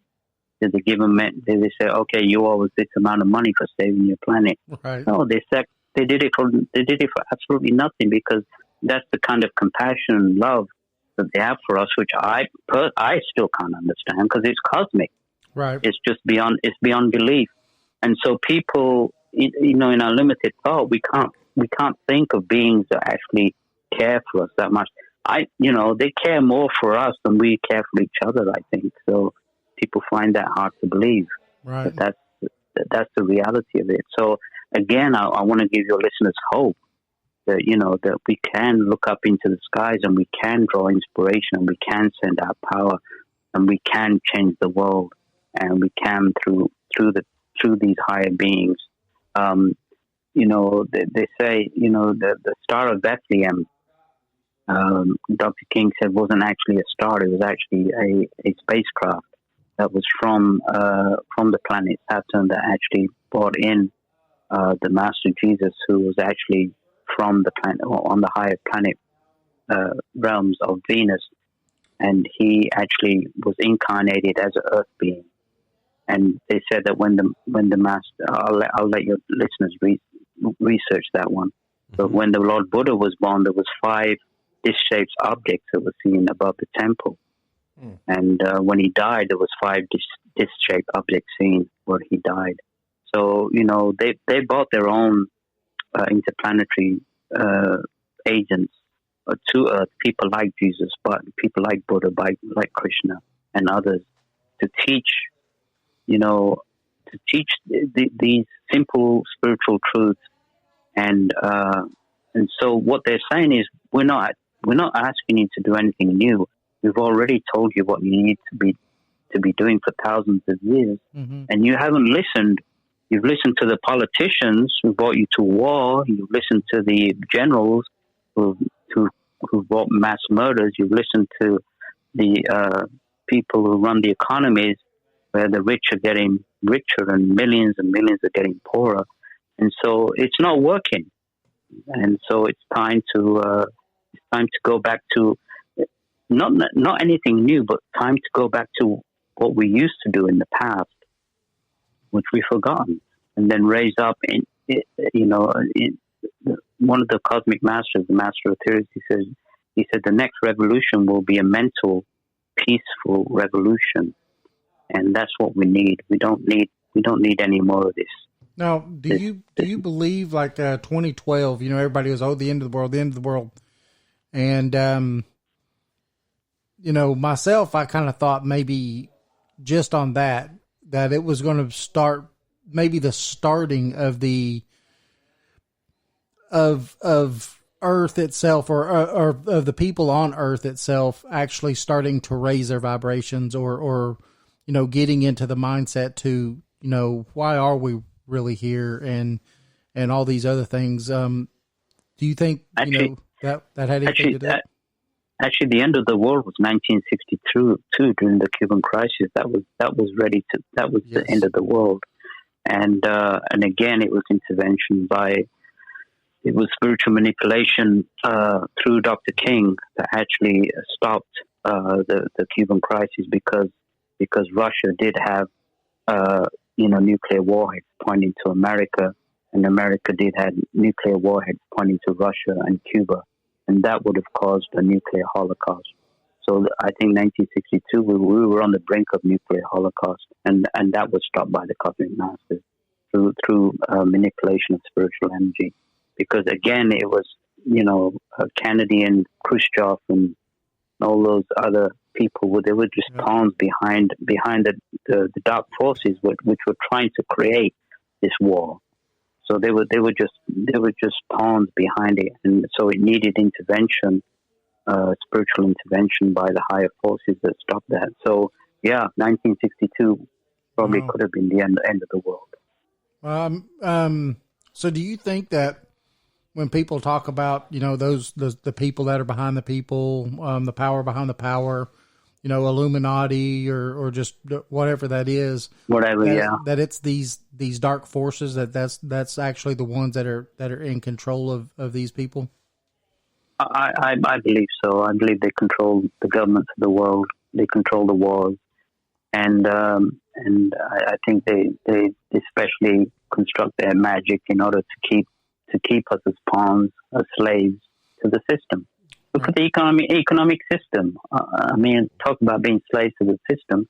We're constantly in debt, and to be in debt is just slave to the system. The cosmic masters said that the economic system of this world is the cancer in the heart of spiritual man.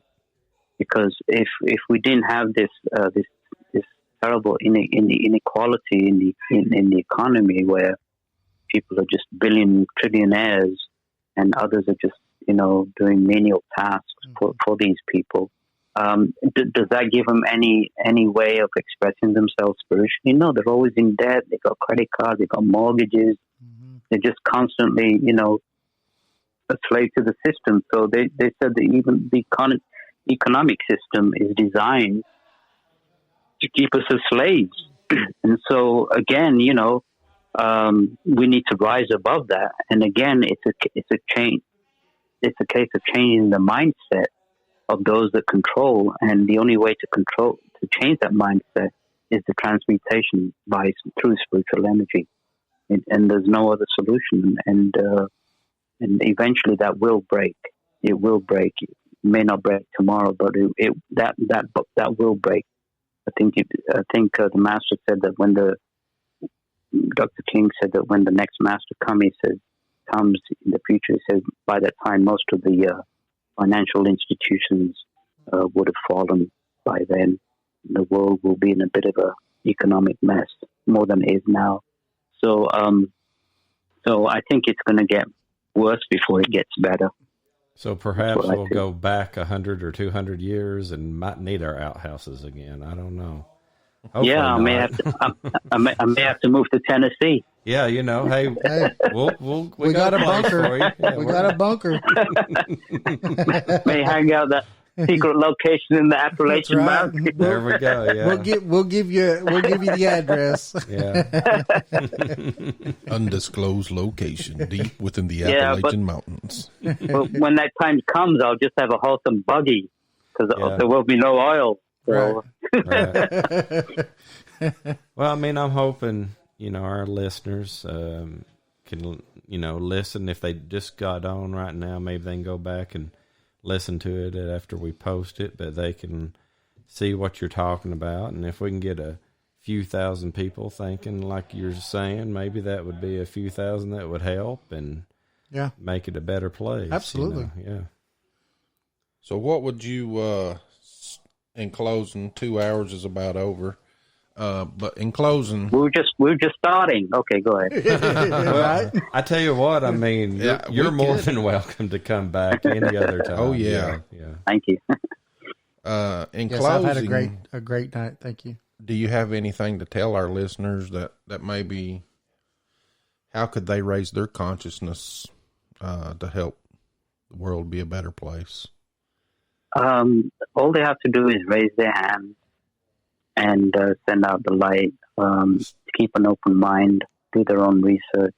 But like I say, I'm not here to preach any particular religion or any dogma.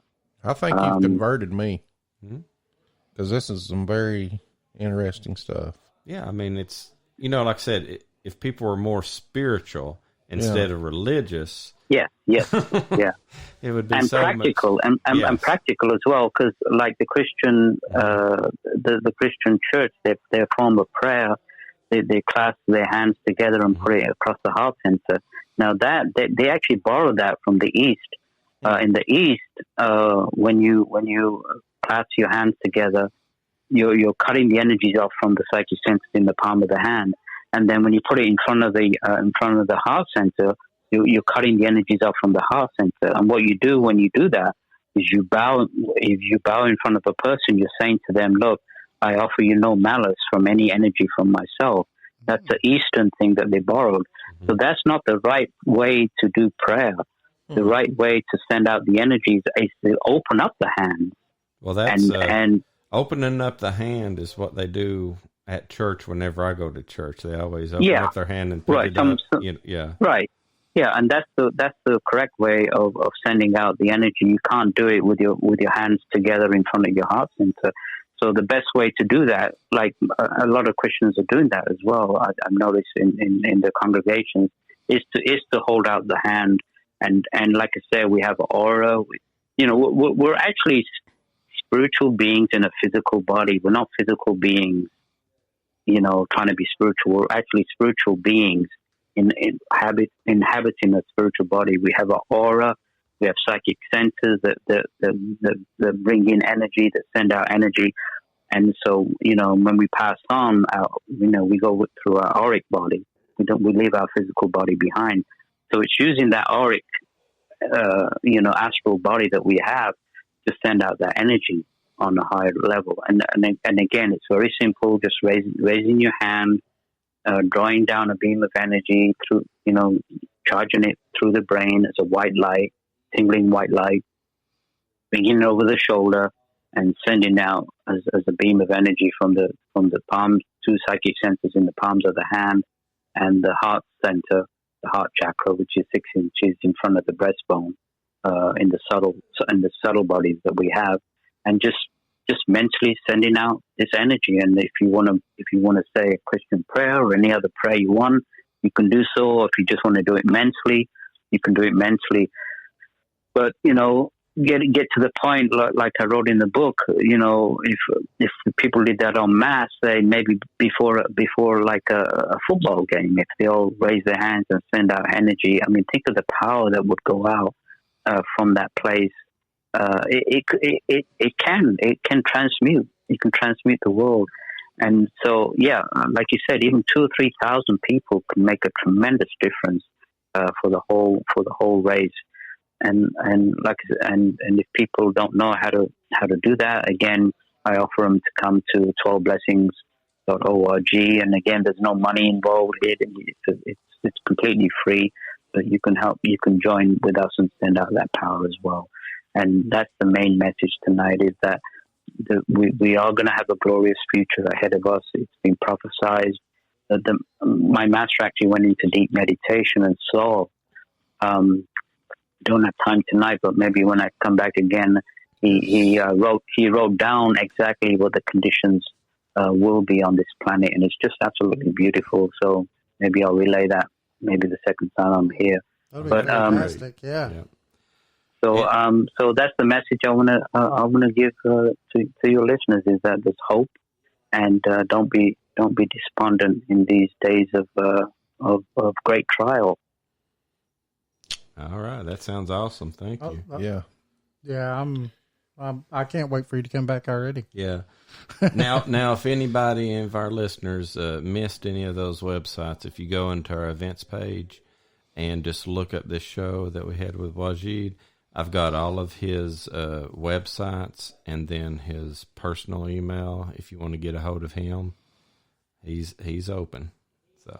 Yep, and you could always remember that these past shows stay up, so they won't go away in a week or a month or whatever. So if you not unless Facebook. Unless we go back to we went. I guess we didn't even get Facebook jail. We got Facebook hacked or something. Yeah, we got taken off the air. So, well, not off. I'm intrigued. I'm just intrigued what the subject was. So it was a subject that we're not supposed to talk about, but we did actually do a show on it, and we kept calling it, the group was called Qui-Gon Jinn, like from Star Wars, because we can't say Q. Yeah, we can't say that letter that it starts with. Because we had a guest that was going to talk about the rise and fall. The rise and fall of it. It was. We weren't promoting it. We weren't saying it was awesome. It was cool. We're saying this rose, it fell, and this was the whole. And they got rid of us. Yeah. Not only did they get rid of our Facebook page, but all our administrators' personal pages got taken down too. Yeah, just for saying that we were going to talk about that. Yeah.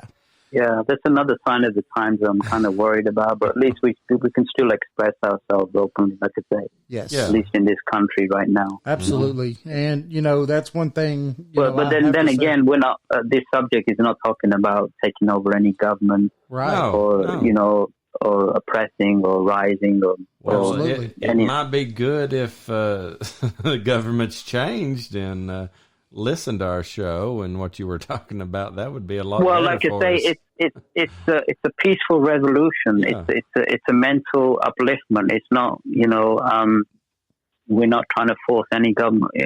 We abide by whatever government that we elect, that is dutifully elected. but raising the consciousness so that they can be more compassionate. Right. I think is really the way to go. Absolutely. Is to raise the mindset of the leaders of the world so that they can. I think that the Master Jesus said this. He said that there isn't a heart that can't be changed, no matter how fierce it beats, by the energy of love. And so, again, it's not a case of destroying the love energy. It builds up, it creates, it fixes, it doesn't destroy. So not like hate energy. Right. So that's fantastic. I mean, I can't wait to have you back on. We'll have to get Lee to contact you about that, because it'll probably be in the fall and stuff. So yeah, whenever. I'll be happy to come back, and I really enjoyed really talking to you guys. It's really great. Awesome. Thank you very much. We really appreciate that. We try to, we try to have an atmosphere, not so much of just question and answer. We just try to have a round table discussion, kind of. We just want to talk about stuff, because we feel that if you talk about it, then and you get to hear things that normally you didn't hear, or that comes from other sources. That's the only way to learn, right? Is to go outside of what you're used to and hear other people's aspects of things, and incorporate that with what you believe, and then you've moved further.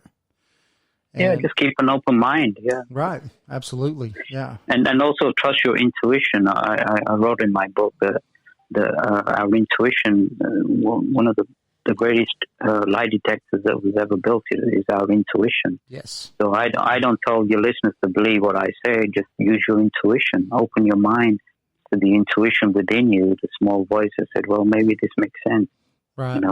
Well, I've liked what you've said several times tonight too, because I'm a big proponent. Jason and Lee and all of us are really big proponents on do your own homework. Right. I'll give you the information and stuff, and where you can find it, and just do your own homework. And you've said it, several times tonight. Do your own homework, and that's where it's at. You could tell someone till you're blue in the face until they do the homework and they see it for themselves and read it. Then that's when they start changing their minds sometimes. So it's best to do your own homework. Don't take my word for it or anybody else's. Just do your homework.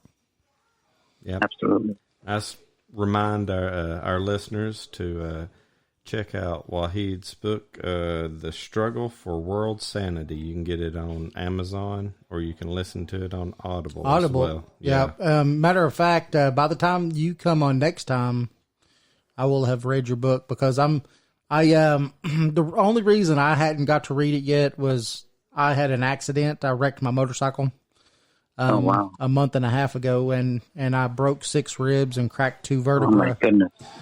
And so I'm going back to work this week, really for the first time.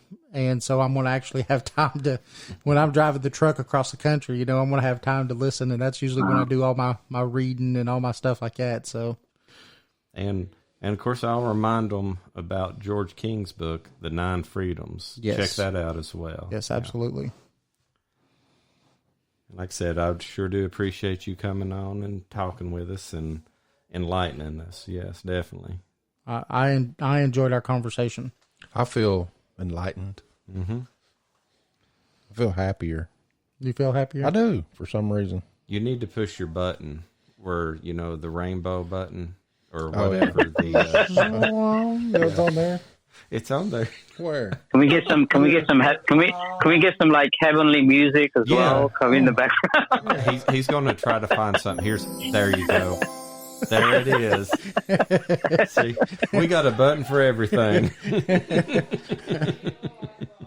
Oh goodness gracious! No, just don't sprout wings and a halo. That's really pushing it. Right? I don't think I'm quite there yet. That'll be really pushing it. Haven't quite learned how to play that harp yet. No.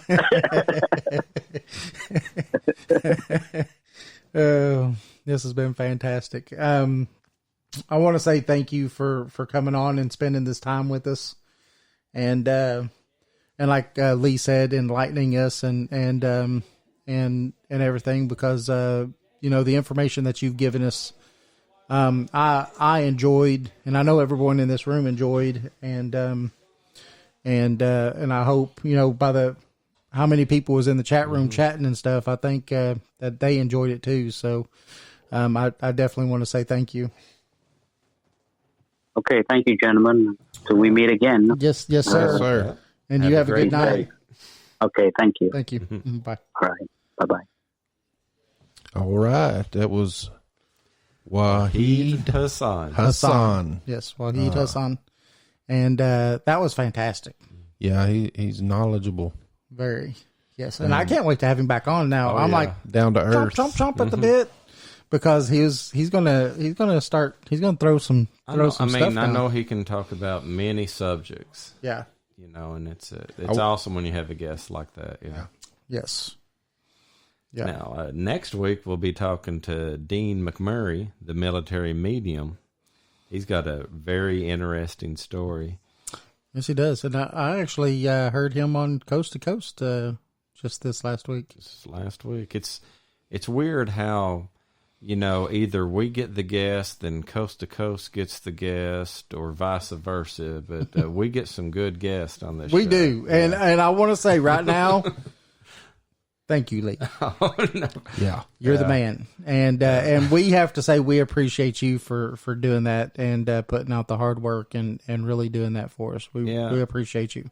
Well, like I said, I love you guys. I love the show, and I thought maybe I could add something to it by getting you some guests on that are very knowledgeable in different fields.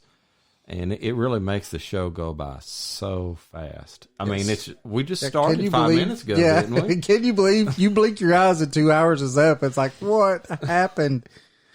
It's crazy. Yeah. And we do want to thank all our patrons. Yes. And Sherry. This is Jason. And your shirt is on the way. Okay. I'm sorry, but had an alternator go out or something. All kinds of. I had a very busy week. I had to take care of David. He had that wreck, and thank you, Jason, for taking. But anyway, it's on the way. I'm sorry it took so long. And Renee Dox is going to be getting hers as well. Of course, she was a past guest as ours as well. Yeah. Yes. Yeah. And we were supposed to. Yeah, we were supposed to give away 3 items tonight, but we may have to wait till next week because I think it's in order just to go ahead and do it next week. Yeah. And we'll do it either. We'll do it at. Do you want to do it at the end of the show, or do you want to just do it when we come back from our first break or second break, or what do you want to do next week? Let's go ahead and let them know. I think the end of the show. I mean, that way people will listen all the way to the end. So we'll go ahead and throw it out. So I just lied to everybody for a week. So me too, though. I did too. Lee is a liar. No, I'm just kidding. We just made Lee into a liar. No, wait. No. I know what Lee's trying to do here. He has been over in the chat room. He wants a shirt. He wants a new shirt. Well, I mean, I'm going to get a new shirt when we go to the Bigfoot conference. Yes, you will. But no, I think we could tell everybody that we want people to call in. We got one caller, but it was during our break, wasn't it? Yeah. Yeah, we need people. We want a caller. Yeah, we won't bite people. Don't be scared. It's, just ask a question. Yeah. Anything. There ain't no stupid questions. No. And please, stay on topic. Yeah, stay on topic. Yeah. Stay on topic. Stay with the guest we have. Ask that guest a question or one of us a question. Mm-hmm. Just out of respect for the guest. Yes. Yeah. Yes. Yeah. It's just, respectful not only for the guest, but for, the show itself, for what we're doing at that point, Yeah. Sherry said she couldn't think of a question. It was way over her head. Well, we got Einstein Jr. over here Yeah. on the orange mic. Where? Where? Oh, Well, over your head is where you're supposed to project everything. That's right. Project those know good you- thoughts. I know you know we'll be about all right. goodness and religion and spirituality. You Yeah. could have something. Yeah. Right. that's all. And I mean, that's you what don't he have said. to be perfect. No, just do what you can do. Right, and that's what he said. Right, he was just said, just raise your vibration and think Right. good thought. Pretty much, think good thoughts. Be a good person, and you don't have to pray. You don't have. You could be, an atheist. You don't have to pray or nothing. But it's just about raising your vibration by thinking good thoughts and sending out good thoughts and good vibrations. That's pretty much the gist of what he was saying tonight. And you can receive those good vibrations Yes. too. Yes, Right. yes, And don't worry about messing up. I mean, how can Right. you mess up by sending out good? right. I mean, Right. Well, we was talking. How many shows back was it? But we was talking about the thought experiments where they were doing it on water, and then they would freeze it, and the good thoughts. All these good thoughts were these really beautiful things. beautiful like snowflakes and stuff. But And then the bad thoughts were these ugly ugly, yeah. things, and it shows you that these things really do have vibrations. And that was brought up by a caller as well. Yes. Right. Yeah, from Tampa. I That's remember right. that. And yeah. he was a professor. professor too. Yeah, so Yeah. maybe Yeah. I need to get him on because he probably knows about the subject Right. pretty good. Yeah. Yeah. Yeah, he actually liked it that I was talking about it or something, wasn't it? So that's why I made him call in. That's right. So We try to make things interesting. we do. We do. Yeah, we look at it from all angles. And Wajid Hassan done an excellent job tonight. Oh, I yeah. mean, he did an excellent job tonight. And I was It's easy floored. to do an interview whenever they're so knowledgeable. Yes. And I mean, we had like a few questions. I Yeah. mean, he was able to what carry, do we he do? carried the Ask show. 4 questions in 2 hours? Yeah, he carried the show. He did the bulk of the work. Thank you. Yes, thank you. That was awesome. He was very awesome. I love And it. Can't wait till he comes back. I mean, I can Absolutely. just sit here and listen to him all day long. Yes. yeah. Well, you know what? You could replay this show, Yeah, you can replay the show. and that'll help us out. It'll help out us. It'll help everybody out. But remember, Jason and I are going to try to do some small shows throughout the week, and then come visit us on our Facebook page, and visit us, on our Twitter page, and go to projectdarkcorona.org and listen to all of our past shows. And we'll definitely see you next week, 8 p.m. Eastern Standard Time. Or And a who we're gonna minute be or talking two to? after. Maybe. Dean McMurray, the Right military around. the Right military around. medium. Yes, and this is going to be a good interview, I think. Also, Yeah. And he will do readings for people as well. Absolutely. So definitely when it's after the first hour and you can call in, definitely call in. and he he'll does do a reading he does for some excellent readings. Like, again, I listened to this guy on Coast to Coast last week. You could literally go to Coast to Coast and listen to him if you're a Coast Insider. But I just did a commercial for Coast to Coast. Did you believe that? you. I know it. They need to. I hey, actually they get might paid need for to that. get you guys on. Maybe I need to call them and say, "Hey, we're doing free work for y'all promotions." So maybe promote Project Dark Corona a little There we bit go. too. Yeah. Well, you are up at the time when Coast to Coast in. Maybe you could call in. I need to. Yeah, say, hey, this is David from Project Dark Corona. What's up? What's up? Have a question for your guest? No. That was on our show last week. Yes. But no, like Lee said, though, after the first hour on Coast to Coast, the second hour, he did readings, and they were fabulous. All he had to do was, all you had to do is ask a question. That's all you had to do. You ask a question, and he went on. So whatever the question was, am I going to do better on my job, or just whatever is my, Am I going to get a husband? I mean, I heard all kinds of different questions, right? Is my money going to come to me or whatever, you know? So Where's my stimulus? yeah. So, but it was good. So I think next week will be a great show too. Well, maybe we'll get like, is there going to be some world peace or something? Something nice instead of people thinking about just themselves. Right. I don't know. I don't know if that'll happen, but we'll try. I always think about myself too. Yeah. I'm sort of selfish at times. We all can be, I think. I think it's just human nature. So that's the end of the show, everybody. Thank you for listening to the live show. And we want to thank, again, like Jason said, all of our patrons.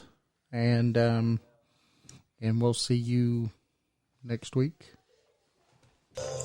You're listening to Project Corona.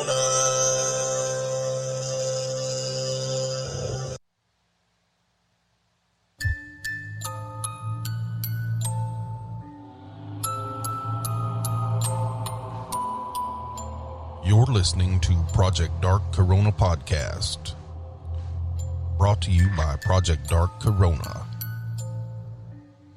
Coming to you live from an undisclosed location, deep in a bunker in the Appalachian Mountains, bringing you the strange and unknown with your host, David Reagan and Jason Scott.